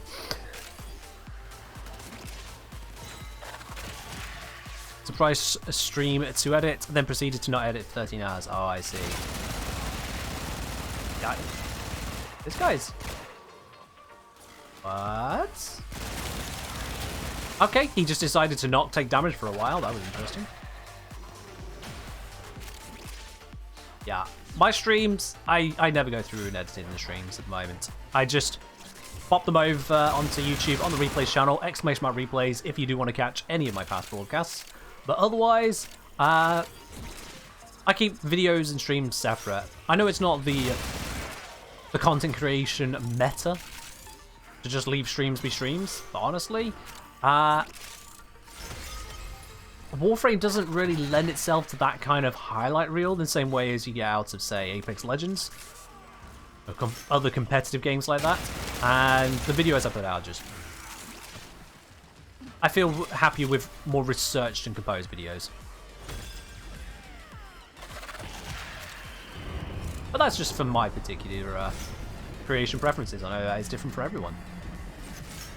I'm sure there are people who would love to see highlights to this channel. It's just define highlights.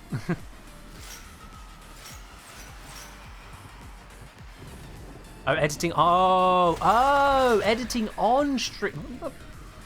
Or just the 13 hours of streaming not editing with. I'm saying oh, but I don't think I'm following. Also, I think I missed some crystals whilst trying to think about that. Whoops. Don't tell the squad.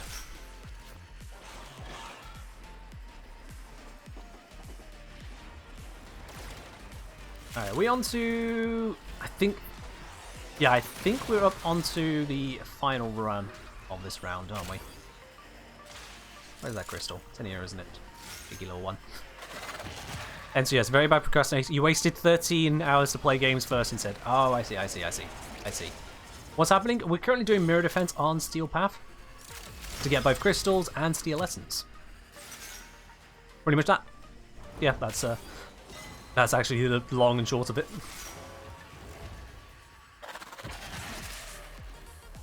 Grumpy Pants is saying words, but I'm going to have a voluntary 19% moment and have no idea what Grumpy Pants is talking about. Everything is fine, chat. Everything is fine. Do you need to raid and run? That's absolutely fine, though. You go get yourself some food. Absolutely. You have a good one, Azin. You take care. Someone that hasn't played since Fortuna, what is steel essence and crystals? Oh wow, you are quite a bit behind the curve in terms of understanding the information going on then. So basically, the crystals we're collecting here are a unique token resource. They're used to purchase rewards from the most recent update. And then steel essence is another token resource reward picked up from basically hard mode missions. It's the same missions, but they're 100 levels higher. The enemies are even tankier again. And the steel essence is a reward from mini bosses that spawn. And that can be used to purchase all kinds of things, including Kuva, weapon upgrades, cosmetics, relic packs, occasionally even an Umbral Former. Just occasionally. So think of steel essence as like hard mode credits.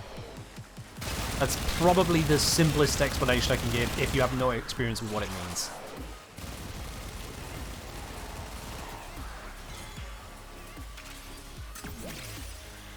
Oh, where is down? They're down. There they are. Got them. Oh look, and here is Malice, one of the hard mode bosses, here to ruin our day. Where's his face at?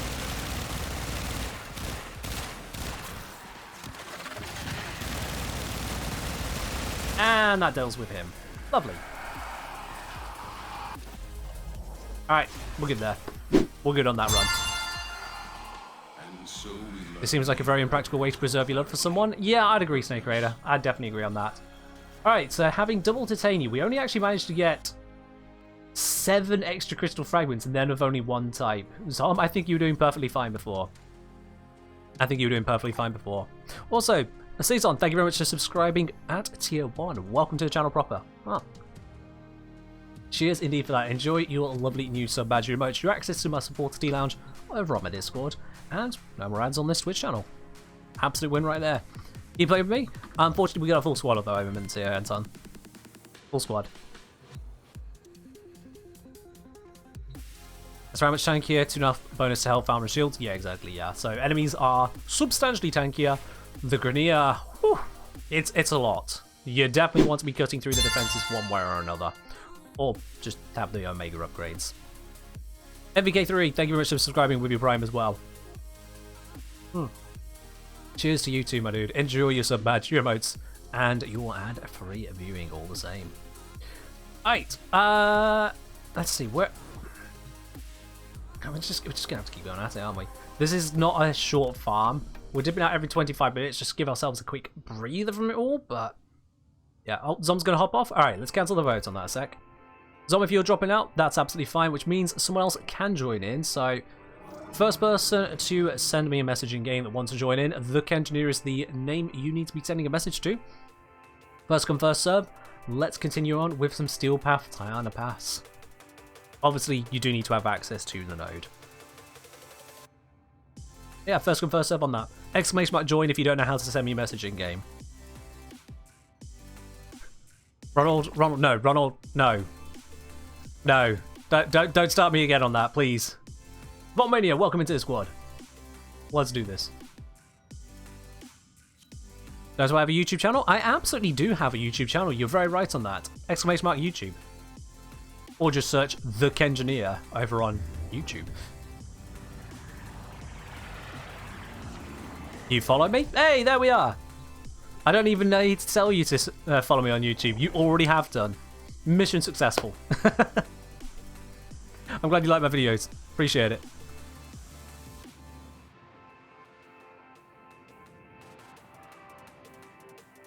Yeah, I stream every Wednesday, Friday, and Sunday, for those of you unfamiliar. Every Wednesday and Sunday, I do a Warframe streams. Every Friday, I do a variety stream, which is almost always not Warframe, to add in, yeah, plenty of variety. This week, it happened to be a Warframe stream, but that's because drops were available. I mean, it would be really silly for me to invite you to join a stream for Warframe drops if we weren't doing a Warframe stream. That would be silly.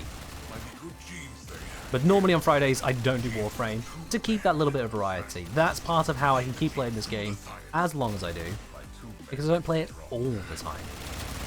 That's how you burn out on something.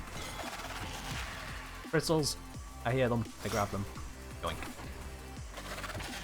I'm just hearing in my head the sound of sniffing now. Whoever said that, you've cursed my mind. The idea of Titania snorting the crystals rather than the tinkling sound of picking them up. You're a menace, whoever's put that earworm into my brain. You're a menace. What do I consider the ideal team composition to be for this mode? The ideal team composition is 1 or maybe 2 Titanias, and then people who can kill enemies. That's it. That's the entire ideal composition. That's all you need. Titania is an absolute god for this mode, to be able to pick up the crystals, but beyond that, just, yeah, do what you do. You don't need to be optimizing this like some Vojonoi arena mission. You don't need some Eidolon super team. Just have a basic amount of kills, don't let the crystal die, and let Titania grab the goods. Why is Titania goat on this mode? If you're not understanding why Titania is so good on this mode, I recommend you just watch for the next few minutes and see what my character is doing. And imagine trying to do this with any other Warframe. Imagine trying to just fly around, total 3-dimensional movement, no restrictions on you whatsoever, picking up crystals as they spawn. My fellow Titanian squad is actually grabbing a load of them very quickly. They are very efficient. While still having some pretty damn good damage output. Like, oh, yeah, they got their crystals first. This is why you definitely do not need more than 2 Titanias. Yoink, got those crystals.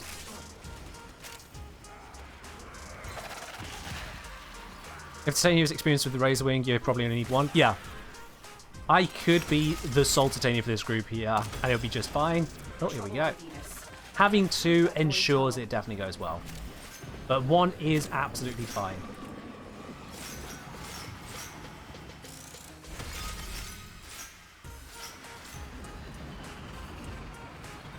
Where are those crystals? There they are. Cool, and I think we just cleaned this entire section. Yes, we did. We are good to go. Who is our second Titania member? Grumpy Pants. Grumpy Pants is doing a very good job of that. Do you know the story of Elric and Rania? Lovers whose guardian Warframe tried to save them by... We're not normal area? Yeah, so this mission is split between Mars and Venus. You start the mission on Mars, and then you end up doing the second half of the mission on Venus, because love cracked a hole in the void. It makes about as much sense as somehow Palpatine returned, so just go with it. just go with it. Wukong can maybe do it in a pinch. Wukong can't pick him up in Cloudwalker, so you'd have to keep popping out of Cloudwalk to actually grab the crystals. That's not efficient at all. Wukong is not an appropriate pick for crystal grabbing. If you want to do crystal grabbing and you haven't got Titania or don't want to use Titania, then you want to be looking at parkour bonuses. Parkour bonuses will allow you to bullet jump around the map, roll around the map more effectively, so you'll grab the crystals more reasonably too.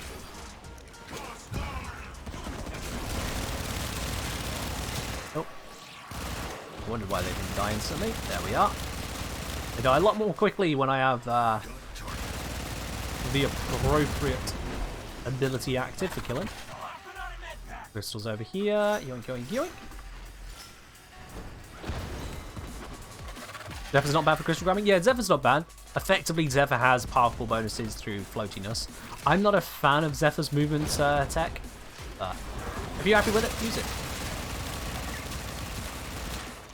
If you're happy with it, you can absolutely use it just fine. I heard the crystal spawn just over here, down out the back. Yoink. Easy.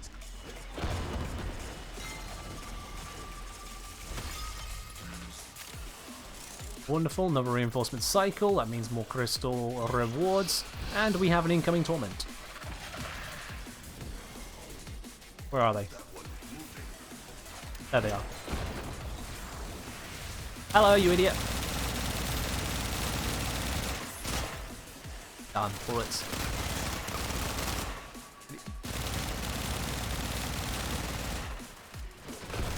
Oh, hello. Someone's dog appears to be sleeping on the job. Let me just fix that real quick. There we go. Ooh, the speed boost.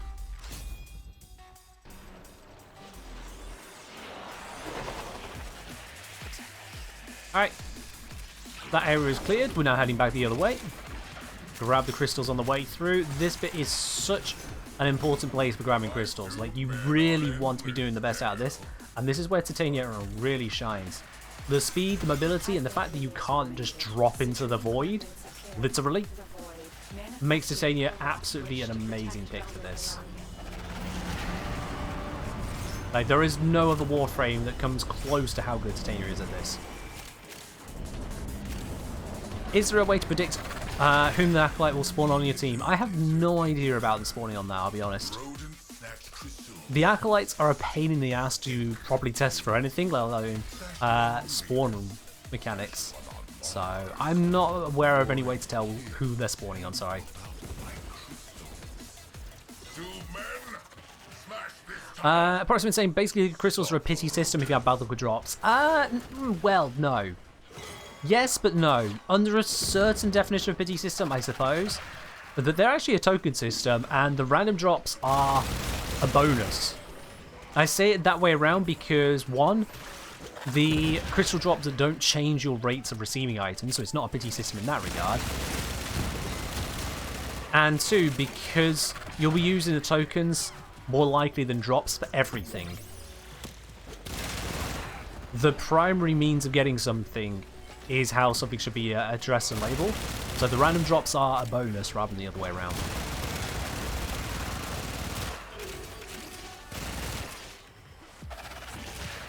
Now, if you get a random drop of a citrine part, hooray, that's a part you don't need to buy. But you're probably going to be buying citrine's parts. Most of them at the very least. And when it comes to the arcanes, you are absolutely buying all, if not almost all of them. Yeah, it all gets into semantics, but it's there. So I decided to take the pause to check, and I realized I nearly had double your strength due to trying to meet pillage breakpoint. I bet you can imagine why I was having some troubles during frame dips. Oh, I see. You were trying to use pillage to its maximum. That would make sense then, Tom. Tom, thank you very much for resubscribing at 14 months there. That is an absolutely colossal amount of support. I really do appreciate it. Thank you very much for continuing that. Oh, let's grab these crystals here. I've just had a thought, Tom. If I recall, last time you tried renewing your sub on this channel, you complained it wasn't there, and it took like 2 hours for Twitch to allow you to do it. Maybe, now that we are 2 hours into the stream, maybe what it was is that Twitch is very literal about exactly when you can use your Prime sub again. Like building a former blueprint, you have to come back 23 hours later. It can't just be tomorrow. Maybe that's what was stopping you from being able to do it earlier. Just floating a guess, to be honest. But at the same time, it gave you something else you could add into the, let's say, the voice to text, or text to voice even.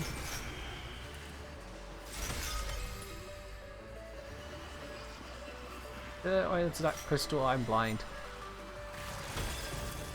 We're good. Weird subs aren't the same way? Yeah, well, you know, Twitch being inconsistent, and I'm streaming Warframe, which can be inconsistent. You know, it's a match made in heaven, really, isn't it? These two are connected by a tunnel of love through the void that we call the internet. Also, I'm just going to smack my head into everything whilst I try looking at chat at the same time. There's another good reason to play Titania. Face planting the wall.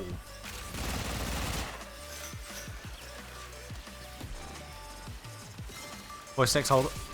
I'll scream into my phone's mic to type into chat coherently. I mean, that is a thing that people do, is talk at their phones to type.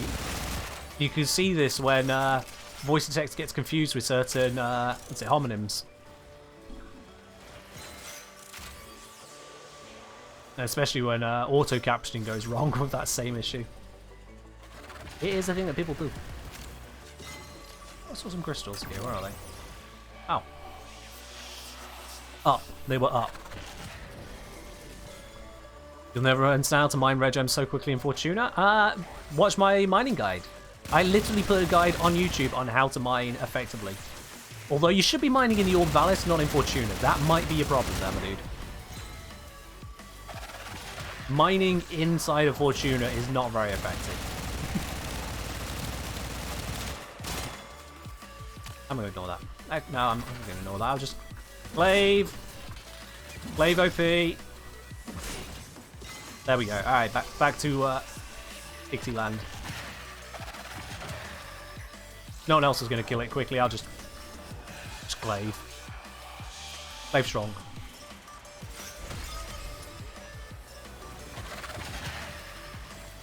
Alright, we are nearing the end of this round. 28 seconds to go. Yeah, voice to text on your phones does work. Yeah. Fun fact. Oh, did I just hit a nullifier? Balls. Not what I wanted. It slows me right down. Where is that? There it is. Yoink.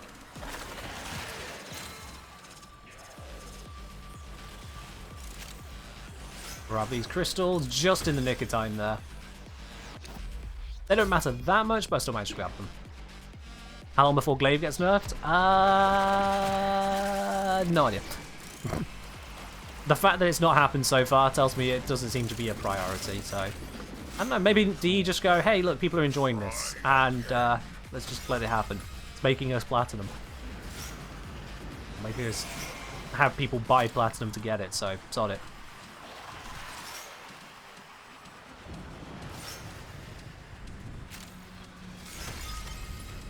Cool, I think I just grabbed all the crystals in here. Looks good. Excellent. How's the plant inflation in Warframe? I have no idea. I don't track the prices in Warframe to know the state of the economy, as it were. Despite being very practical-minded and math-minded, all that stuff, that's just not a side of Warframe that I've cared to pay much attention to. Person to speak to on that would probably actually be the creator Neoness, as they do focus on the market heavily. So if you want to know the state and health of the Warframe markets in general, give them a shout.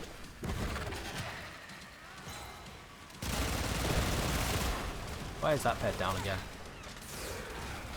Just on-call crew, whatever.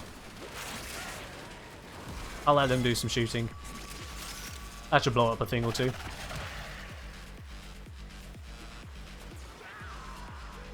Fluctuation of plat prices edged into economics. It doesn't edge into it, is economics. It's the Warframe economy.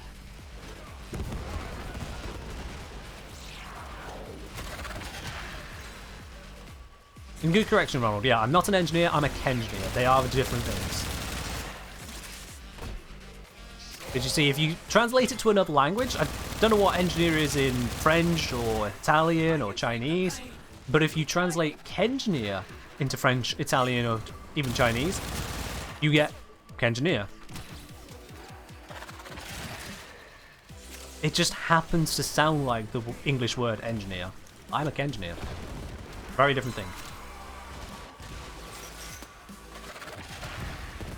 In French, I have no idea how I'm supposed to pronounce that in French. The French and letters, I'm too English to understand how they do it. I'm far too English to properly understand that.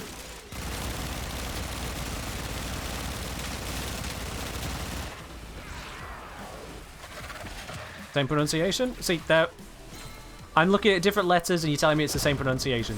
This just validates my point that I don't understand it. I didn't learn French at school.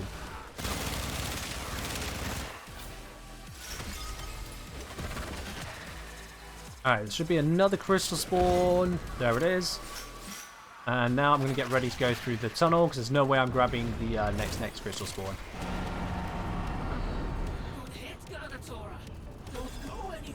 Here we go. Oh, I missed one of these. That ring of crystals is honestly the most obnoxious to grab, but the Titania is still the best character to grab them, so it's still my job. What's that crystal I'm not seeing? There it is. And we'll stack them here, and we're good. Alright.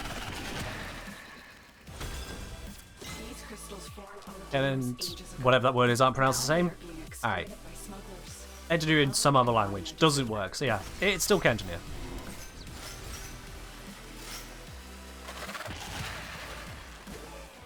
You can embody the ways of Kenjamir in whatever language you please, by simply following what I do as the Kenjamir.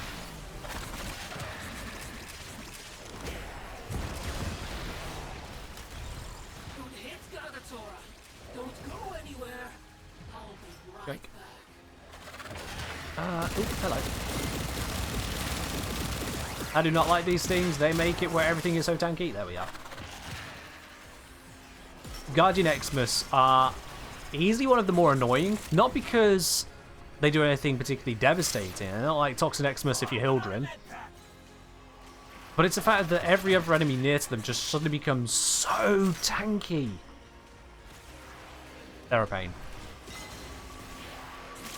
They are a pain. Priority target right there.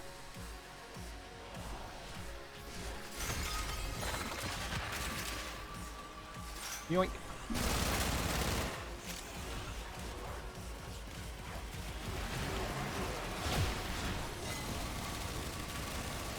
Lomanix has got you looking at Xmas very differently.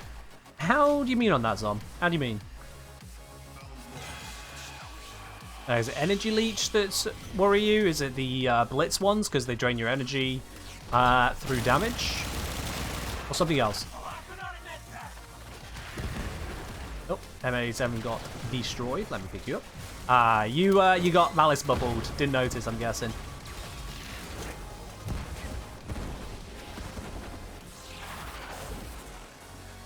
If I do, where's he going? There we are. Glade Prime strong. Goodbye, Malice. We never liked you.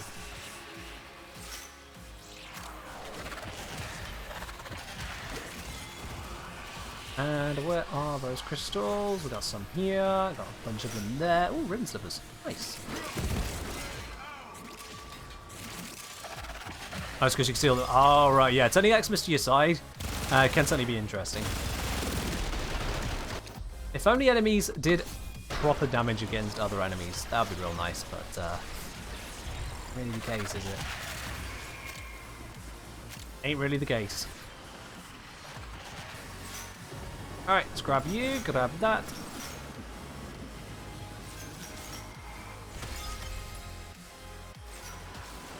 A whole bunch of crystals over this way, down low.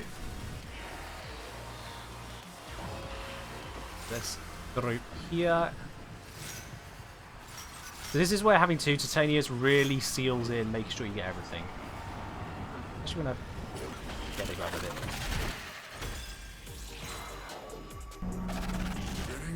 What do I think about the Zor and Exotic Contagion? Exotic Contagion is very, very strong. I just don't really use it. It's just not a gameplay flow that I've really got into. But doesn't change how strong it is. He's still plenty effective. With the right setup, of course.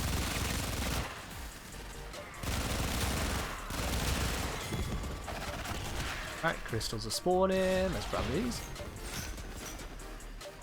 Does the unidentified item give anything? Oh yeah. It just means that you won't know what it is until you finish the mission. If I just quickly bring up the pause menu, you've got 3 unidentified items. Those 3 are all arcanes which have been dropped by the Acolytes. So when I get to the end of the mission, it'll reveal which arcanes those are. The same happens in, say, spy missions. When you hack a spy vault, you get an unidentified reward. Once you get to the end of the mission, you'll learn what it is. Same is true with sabotage caches. Same is true when you fight Eidolons. Unidentified rewards just wait to the end to show you what you got.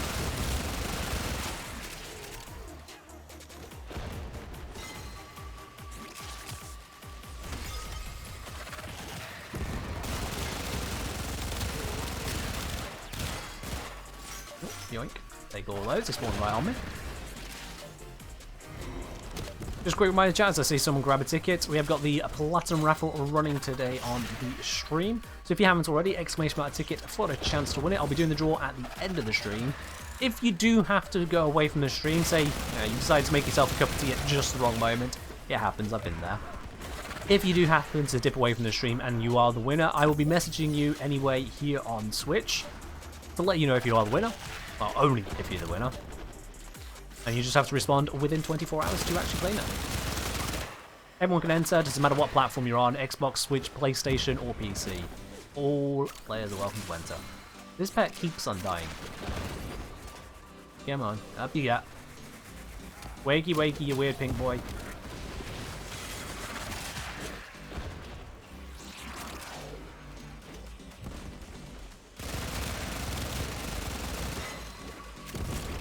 Is it down again? It's down again.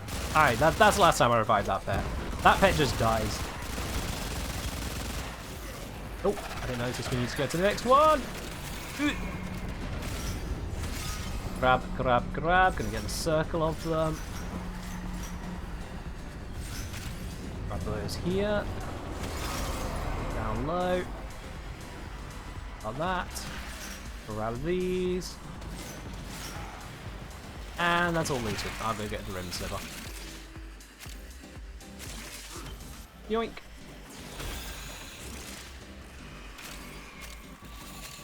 Oh, come on. I'm going to bang my head into every single wall, it seems today. Energy efficiency is crazy. It's pretty good, isn't it? This is a build that's designed to just keep running. I have got Arcane Energized on this build, I think, so that also helps me just keep running as well. But yeah, I have designed this 10-year build. It's not the strongest, but it is one that can just keep going.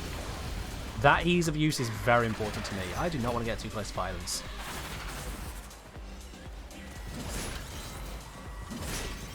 Nope, nope, nope. We're not friends. You're not welcome over here. Stay on your side of the world, violence, and that side of the world is dead side. It's off. There we go. Alright then. Let's get back to collecting crystals. Wherever they are.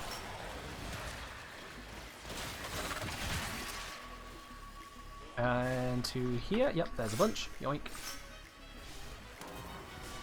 My British is showing? My British is always showing. What do you mean, is showing? I never not exist as anything other than British. I am British.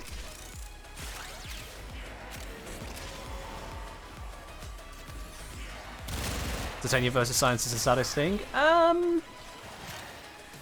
Revenant versus Violence? You know, Revenant's like, hey, Violence, how's it hanging? Where am I Mesmer skin? That's pretty much right up there for the saddest.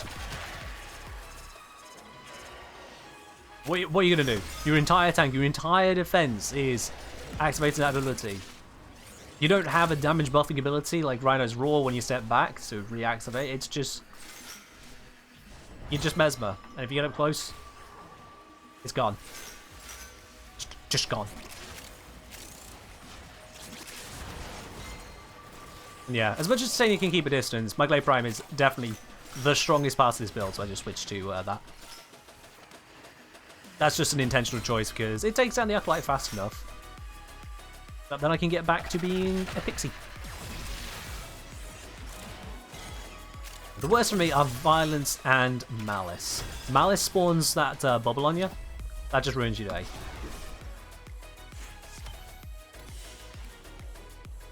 As you conquer the foe, so you conquer yourself. Yokohalp apparently wants to be 2035. Well, okay.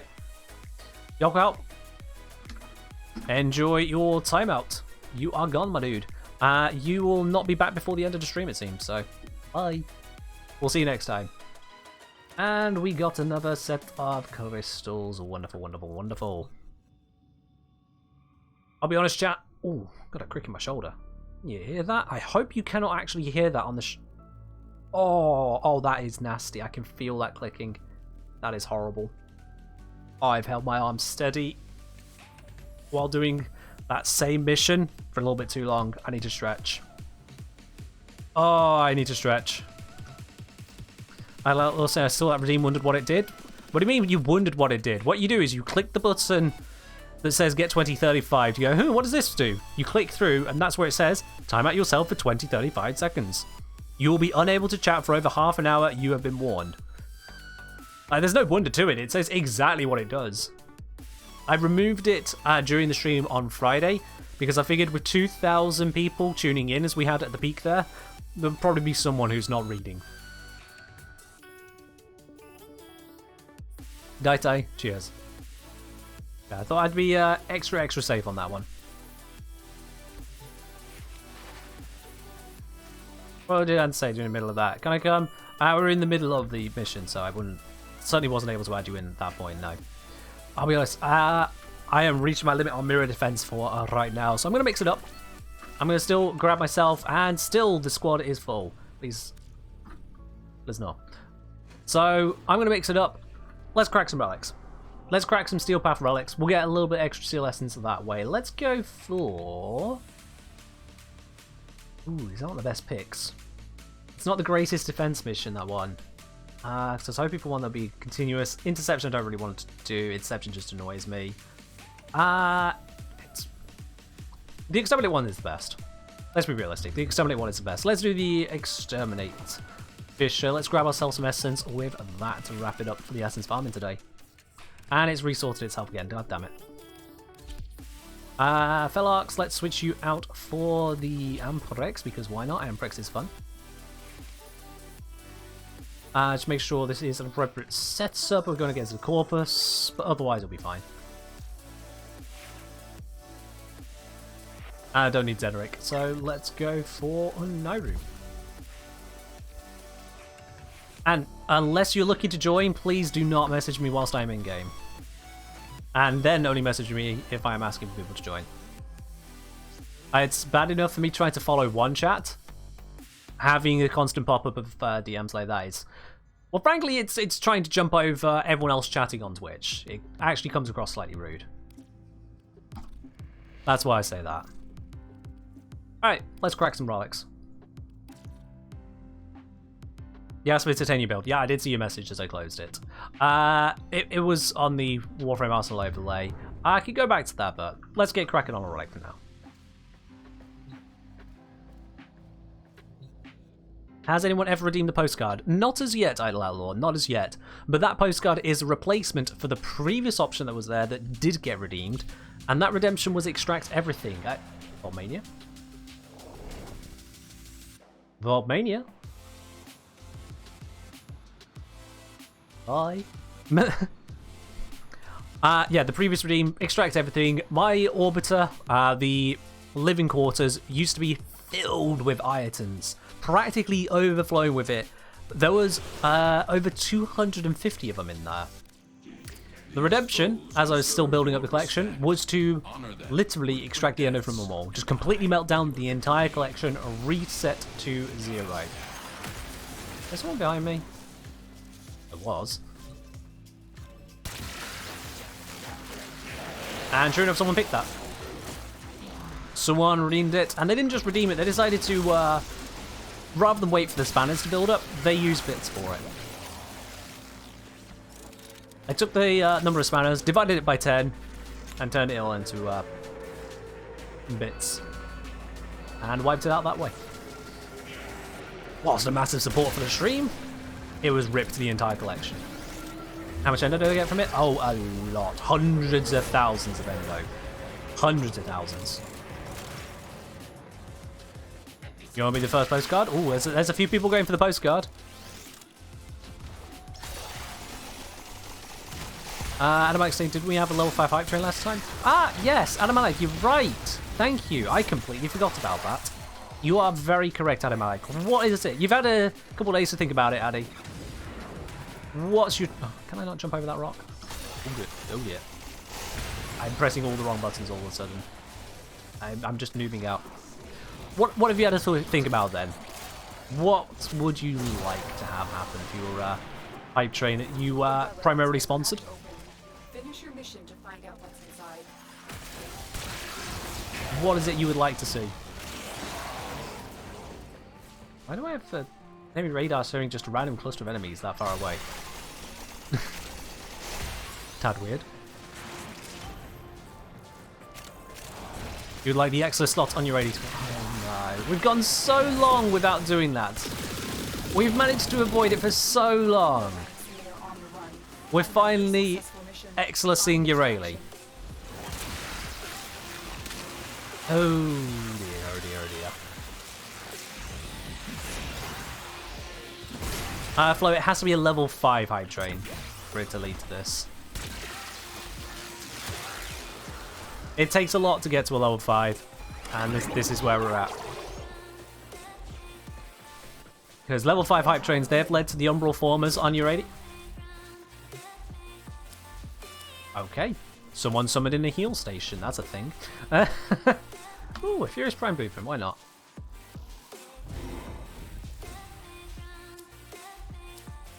Yeah, we've had Umbral Former, Umbral Former, Umbral Former, and Aura Former on Urali. We have had Aura Former on Hildrin.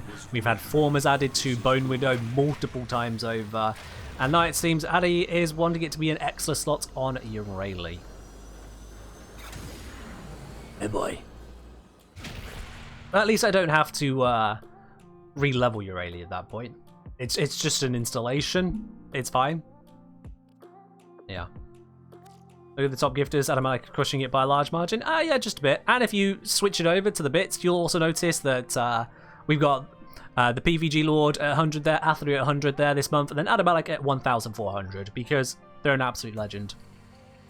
They really are. Alright. Come on, gal. Oh, dear. Also, this is just broken after I've fiddled and fiddled and fiddled. Let me unbreak the fiddling that has happened here. Might as well make use of these slots, seeing as I have them. There we go.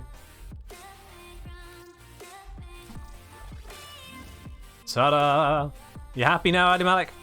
You happy? Whilst we're at it, might as well. Off up the strength to 201%. Why not? Would I accept a gift if it was Urali? Please do not give me a Urali. I have enough Urali. I have plenty enough Urali already. Someone asked about the Titania builds. Let me just quickly bring that up there for you. So this is my go-to, handles everything Titania build. The entire focus is on having duration for Spellbind, duration for Eclipse, strength on the Eclipse, Razor Wing, just keep it running. The energy drain, it's not tiny, but 1.55.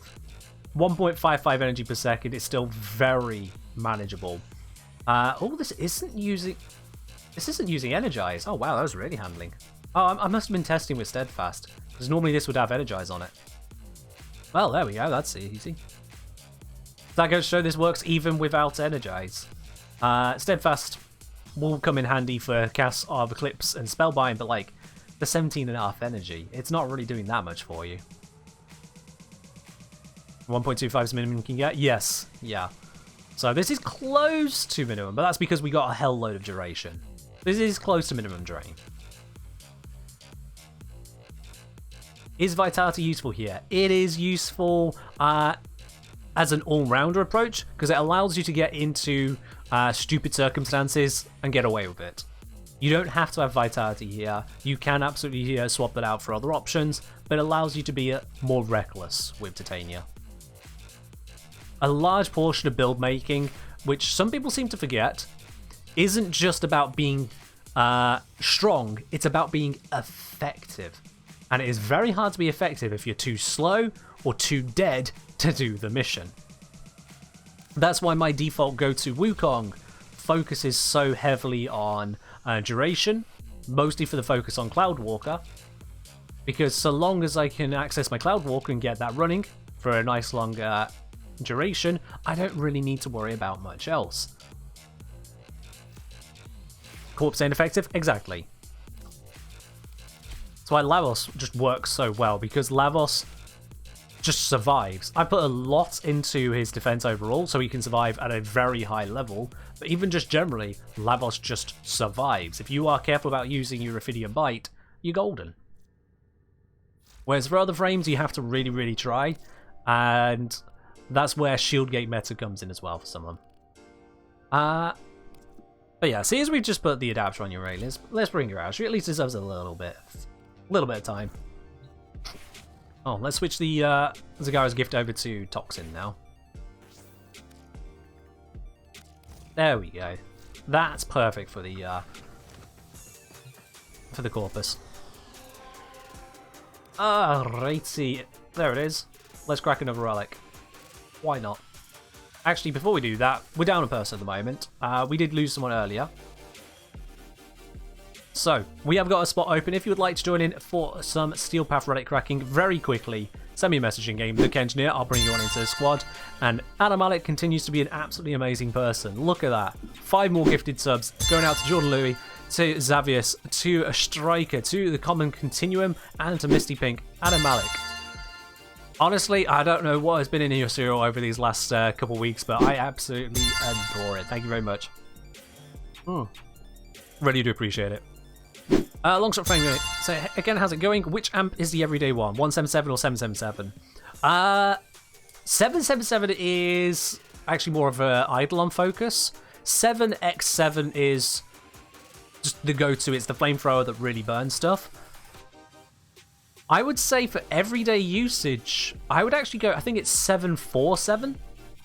The 4 being the Fard Scaffold. The reason being on that is the Fard Scaffold, it's got the homing glaive, so you can send that bouncing around groups of enemies, which can get quite a lot of value for the operator. So 747 you might find is actually a more general use amp. But if you wanted to face the Eidolon, 777, yeah, go for it. That's the one that drops the bombs on the secondary fire. I'm not talking about 5 Prism. 777 is the one I use on my operator, where I just pop in and go, and just this flame, blue flame comes out.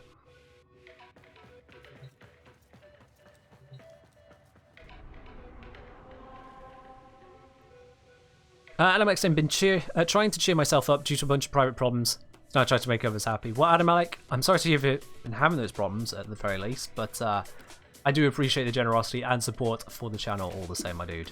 Really appreciate it. I do hope good things come your way. How does 747 go against Void Angels? It's a ranged issue? Not at all, no. In the first bit of the arena, the Angel is within range for the 7 Prism, so you can just burn at them. You should be using an operator setup which doesn't allow them to get to the second stage, where they fly off into the distance. If they do fly off into the distance, 747 is bad, because the Fard Scaffold is pretty bad against the Angels. You'll get 1 tap and then it bounces off. For that, you'd be better off with a 7, I think it's 717 even. Would be better off there. But just don't let yourself get to that circumstance. Burn them down with the 7 Prism straight away. Just destroy.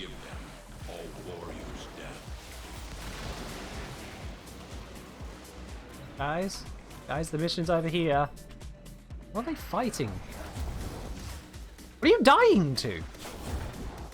Mission's only just started. How is your cat already down? There has been 1 death. There was 1 enemy in this room. We should not be trading companions for enemies 1-to-1. What is that?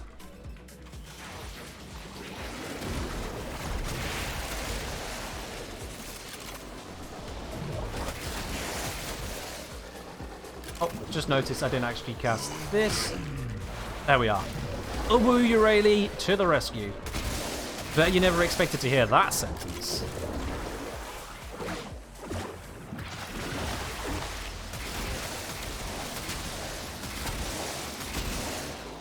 with all the changes, Uranie has got herself into a very interesting spot in terms of having kind of a redonkulous power at times.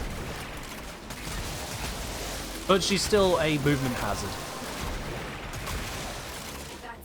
There's no getting around that. She's still a movement hazard. Oh, did not think I was falling there, but okay. I thought I landed that. I must have gone straight between.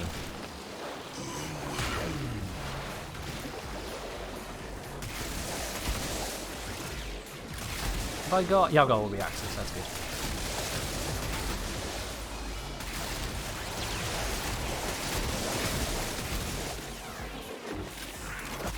You play too much Titania to not be used to movement hazard frames. I mean, fair. That is absolutely fair.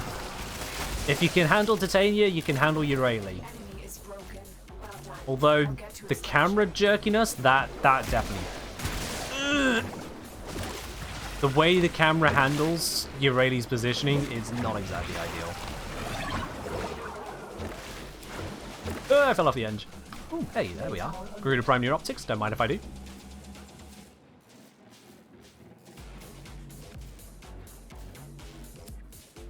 Yes, Eddie, you heard me correctly. Mizu, thank you to hydrate. And so we learn the importance of clarity and purpose. Am I an actual engineer? No, I'm a engineer. We covered this earlier in the stream. Kengineer just happens to sound like the word engineer. In English. But I'm a engineer. So the difference is that engineers, they see if something that needs to be built out in the world, they go ahead and they build it, they make these practical designs, they do the research and whatnot, come with these fancy numerical solutions, whereas I, however, I solve practical problems where I come with fancy numerical solutions, build these brilliant spreadsheets and all other kinds of tools for a video game. Completely different. So yeah. You have a good night as well, Chuck.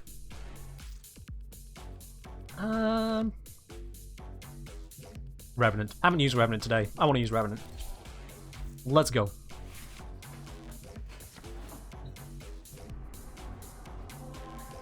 And let's grab the Fisher once more. Let's grab another Radiant Relic. Let's go get some loot. And, of course, the Steel Essence. That's the main thing we're grabbing here.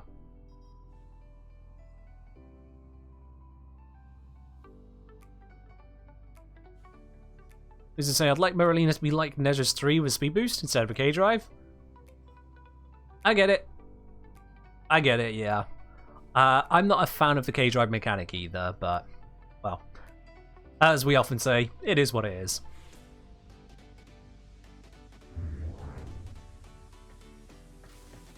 Grandpa's saying, my air support charges are decreasing properly using the med tower. Interesting. Maybe it's just the parallax that's bugged. Because I was on 32, and how many am I on now? I am on 32. Yeah. It didn't use mine. Maybe it's the parallax that's bugged. I don't think it's just the parallax. I've seen it happen with others.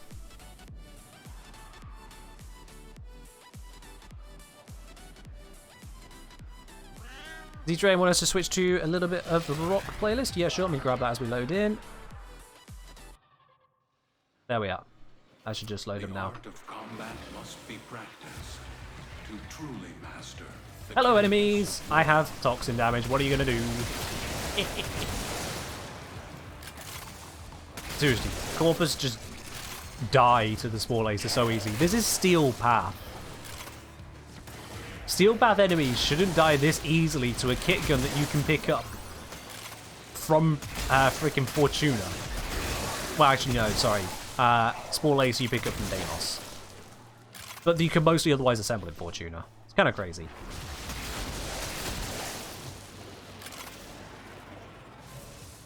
Oh, Ronald, looks like you did already have a ticket after all.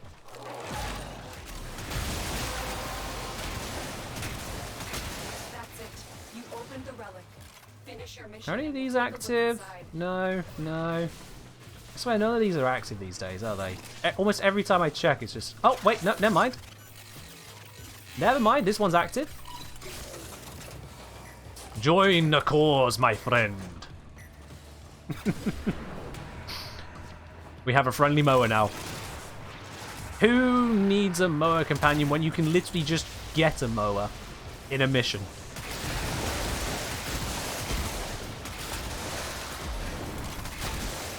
And I wonder how many of you knew that was actually a thing. Ah. That one's a little bit more resistant to my toxin damage. There we go.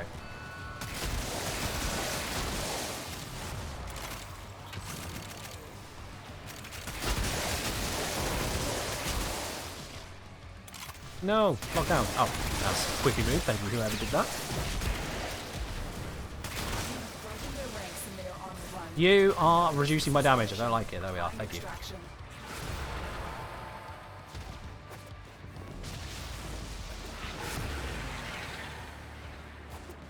Ta-da! And you didn't kill that guy.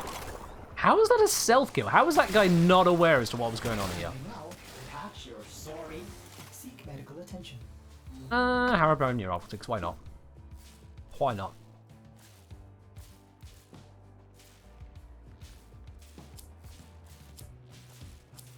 You know, Bobby, your mower hacks the mower consoles for you. I mean, fair enough. Yeah, that will work too. Mowers spawning mowers.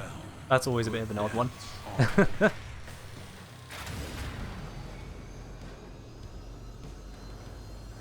Speaking of bugs, does your arsenal often say 0 energy costs in Citrine update? Yes. If you have the Zenric Focus School equipped with Innermite, then you'll see 0 energy cost in your arsenal. The way to get around that is switch Focus School and then open up either the upgrade screen for any of your weapons or Warframe, or just equip a new weapon and it'll fix your arsenal until you switch back to Zenric.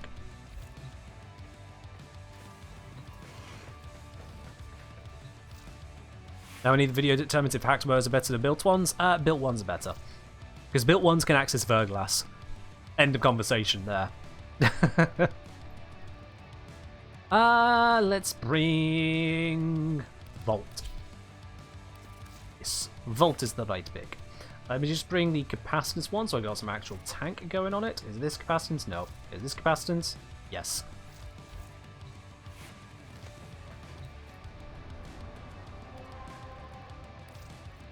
Let's grab a little bit more of that.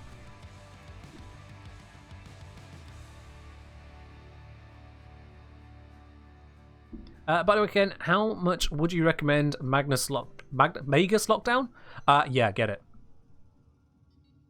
Get it. It's a very, very strong operator arcade. I'm not using it at the moment, but that's because I'm not focusing on the missions where it is useful. But yeah, Magus Lockdown is a ridiculously powerful operator arcane, especially in disruptions. Zom, you were doing the whole Harrow Condemn to lockdown demolishers in disruption. Imagine operator doing that. That's what Magus Lockdown is. Magus Lockdown is a free condemn on your operator. It's slightly bonkers.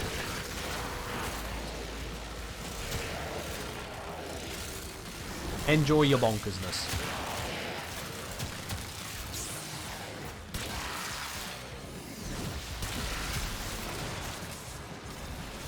Oh, no, bad jump. I'm fine. If anyone's wondering why I'm using the shield, it's not because I need to protect myself. It's literally to deal more damage. Because it's enhancing the crits.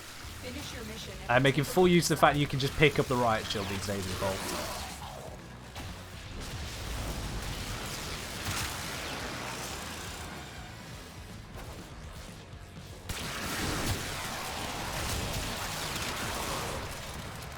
As I've said, fair after 1, maybe 2, the damage should be dead.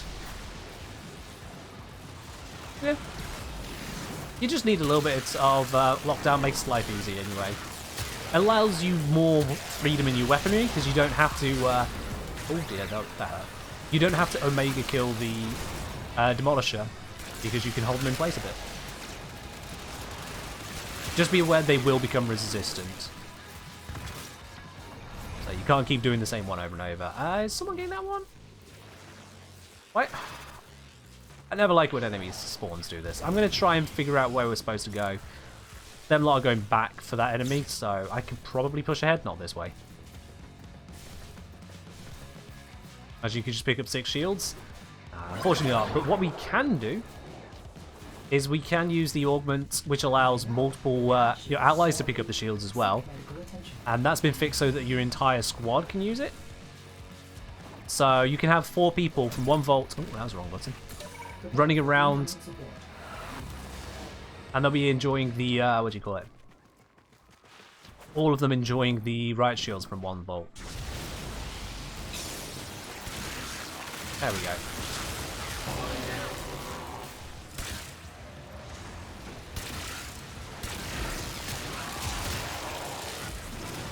Alright. Just a little bit more on the kill factor and we'll be all good. I don't know why I've got infinite ammo on. Is it this? No. Did I get the buff on? Or has the buff already run out? Ah, buff might have already run out. That's a shame.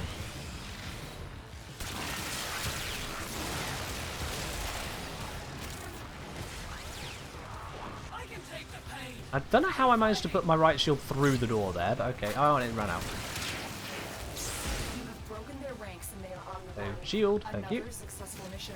Find extraction. The slow. The Arctic Xmas. Why? This is coming up. From which resistance shields they control. Yeah, people can take your shields and put them into bad spots, but just don't use it with Muppets.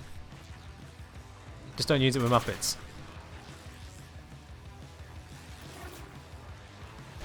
Alright, we're going.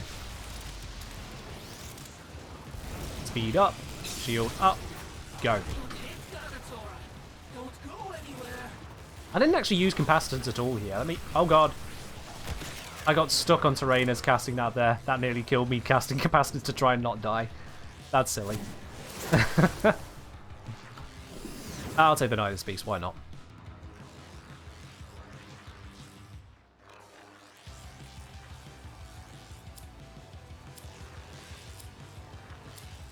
Given that Volt gives a melee speed bonus, I'd figure that some electric melee weapon would be Volt's signature.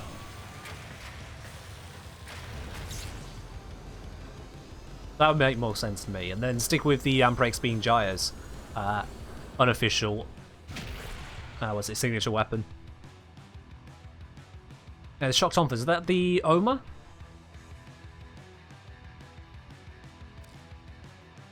Well, then you've got the Lecter as well, the Whip. Let's have a quick gander here.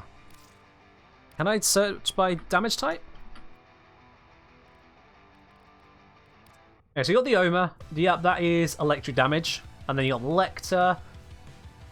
That is electric. So either one of these could fit. I suppose this one's a Corpus weapon, so that wouldn't count. Are these Corpus as well? Oh, I think those might be a Corpus weapon too, though, right? Hmm. But that would be along the line. Volt's signature is clearly those electric throwing knives. You mean the Castanas? Castanas and Sancti Castanas? Radiant electricity on par with Hildren's Balefire. Lower damage but higher rate of fire, so you just chuck out a whole bunch of them as Balefire without any casting stats behind it. Nah. If I search electric here, do I get much else to come up? Ah, okay, it's not really working like that. There you are. Let's see. We got time for one more run. Let's take...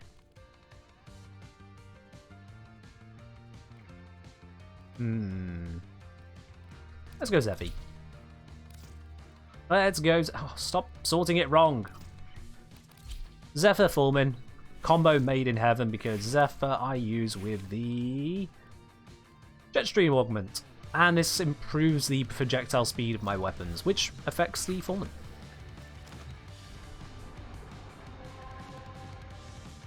Does it work like that? It's just there's barely any secondaries for electricity? That doesn't sound right. That doesn't sound right.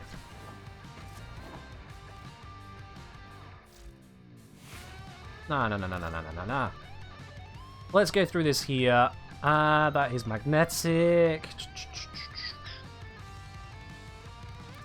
Todai? Is that one's heat, isn't it? Yeah, it's heat. Doesn't count. Spirex. No, that's heat again. Agavit was blast, wasn't it? It's blast?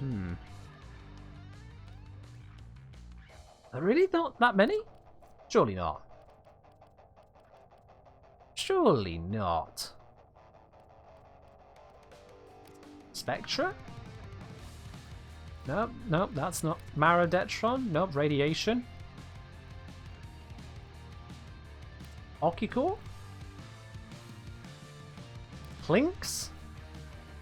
No, Plinks is heat. Oh. They run into that Arco something isn't electric. Atmos is heat. Cyclone, radiation. I just think you could generally rely on searching by damage type. I didn't think that was actually a thing. Sonicore.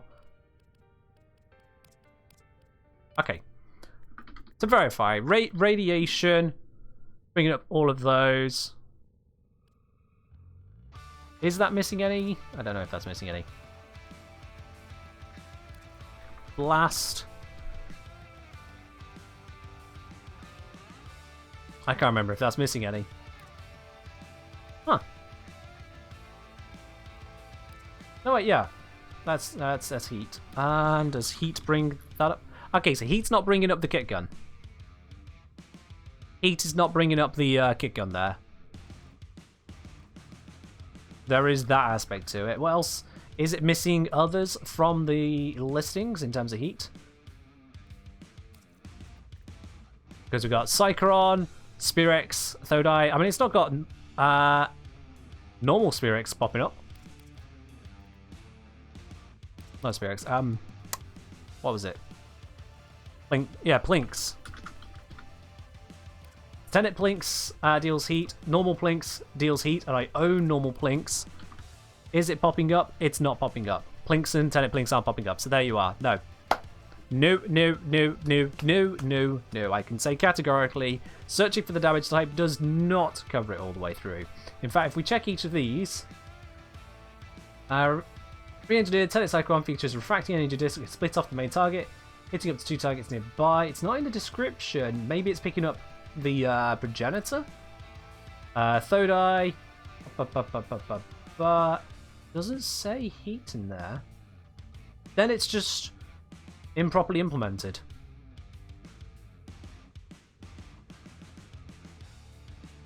Yeah, it's clearly supposed to bring him up, but it's just not fully implemented, is it?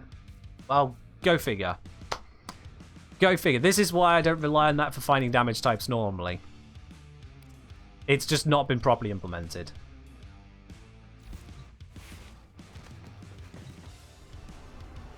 Hey-ho. It's Warframe.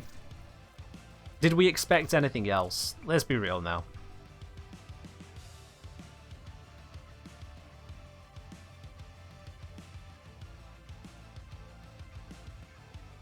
Quats? Yeah, Quats didn't come up there, but I don't know if I have Quats in my inventory. I don't know if it's a market available weapon either.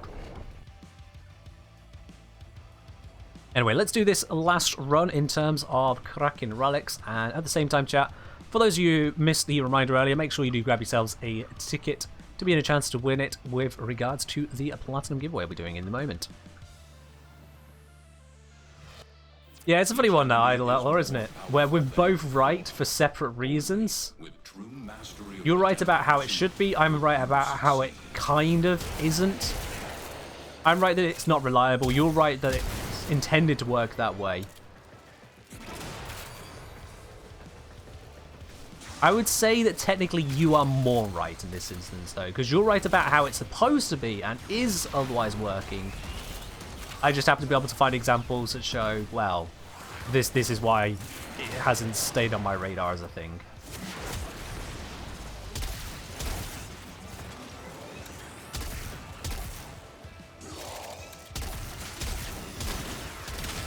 Oop. Re-up the defense, otherwise I die. They're stuck behind me. Unfortunately for them, I have very long range at the moment.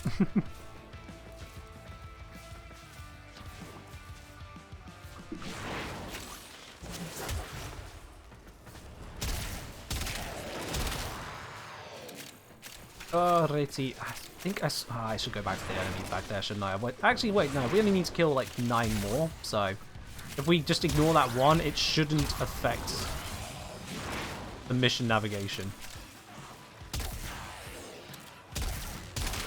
Normally I would go back though.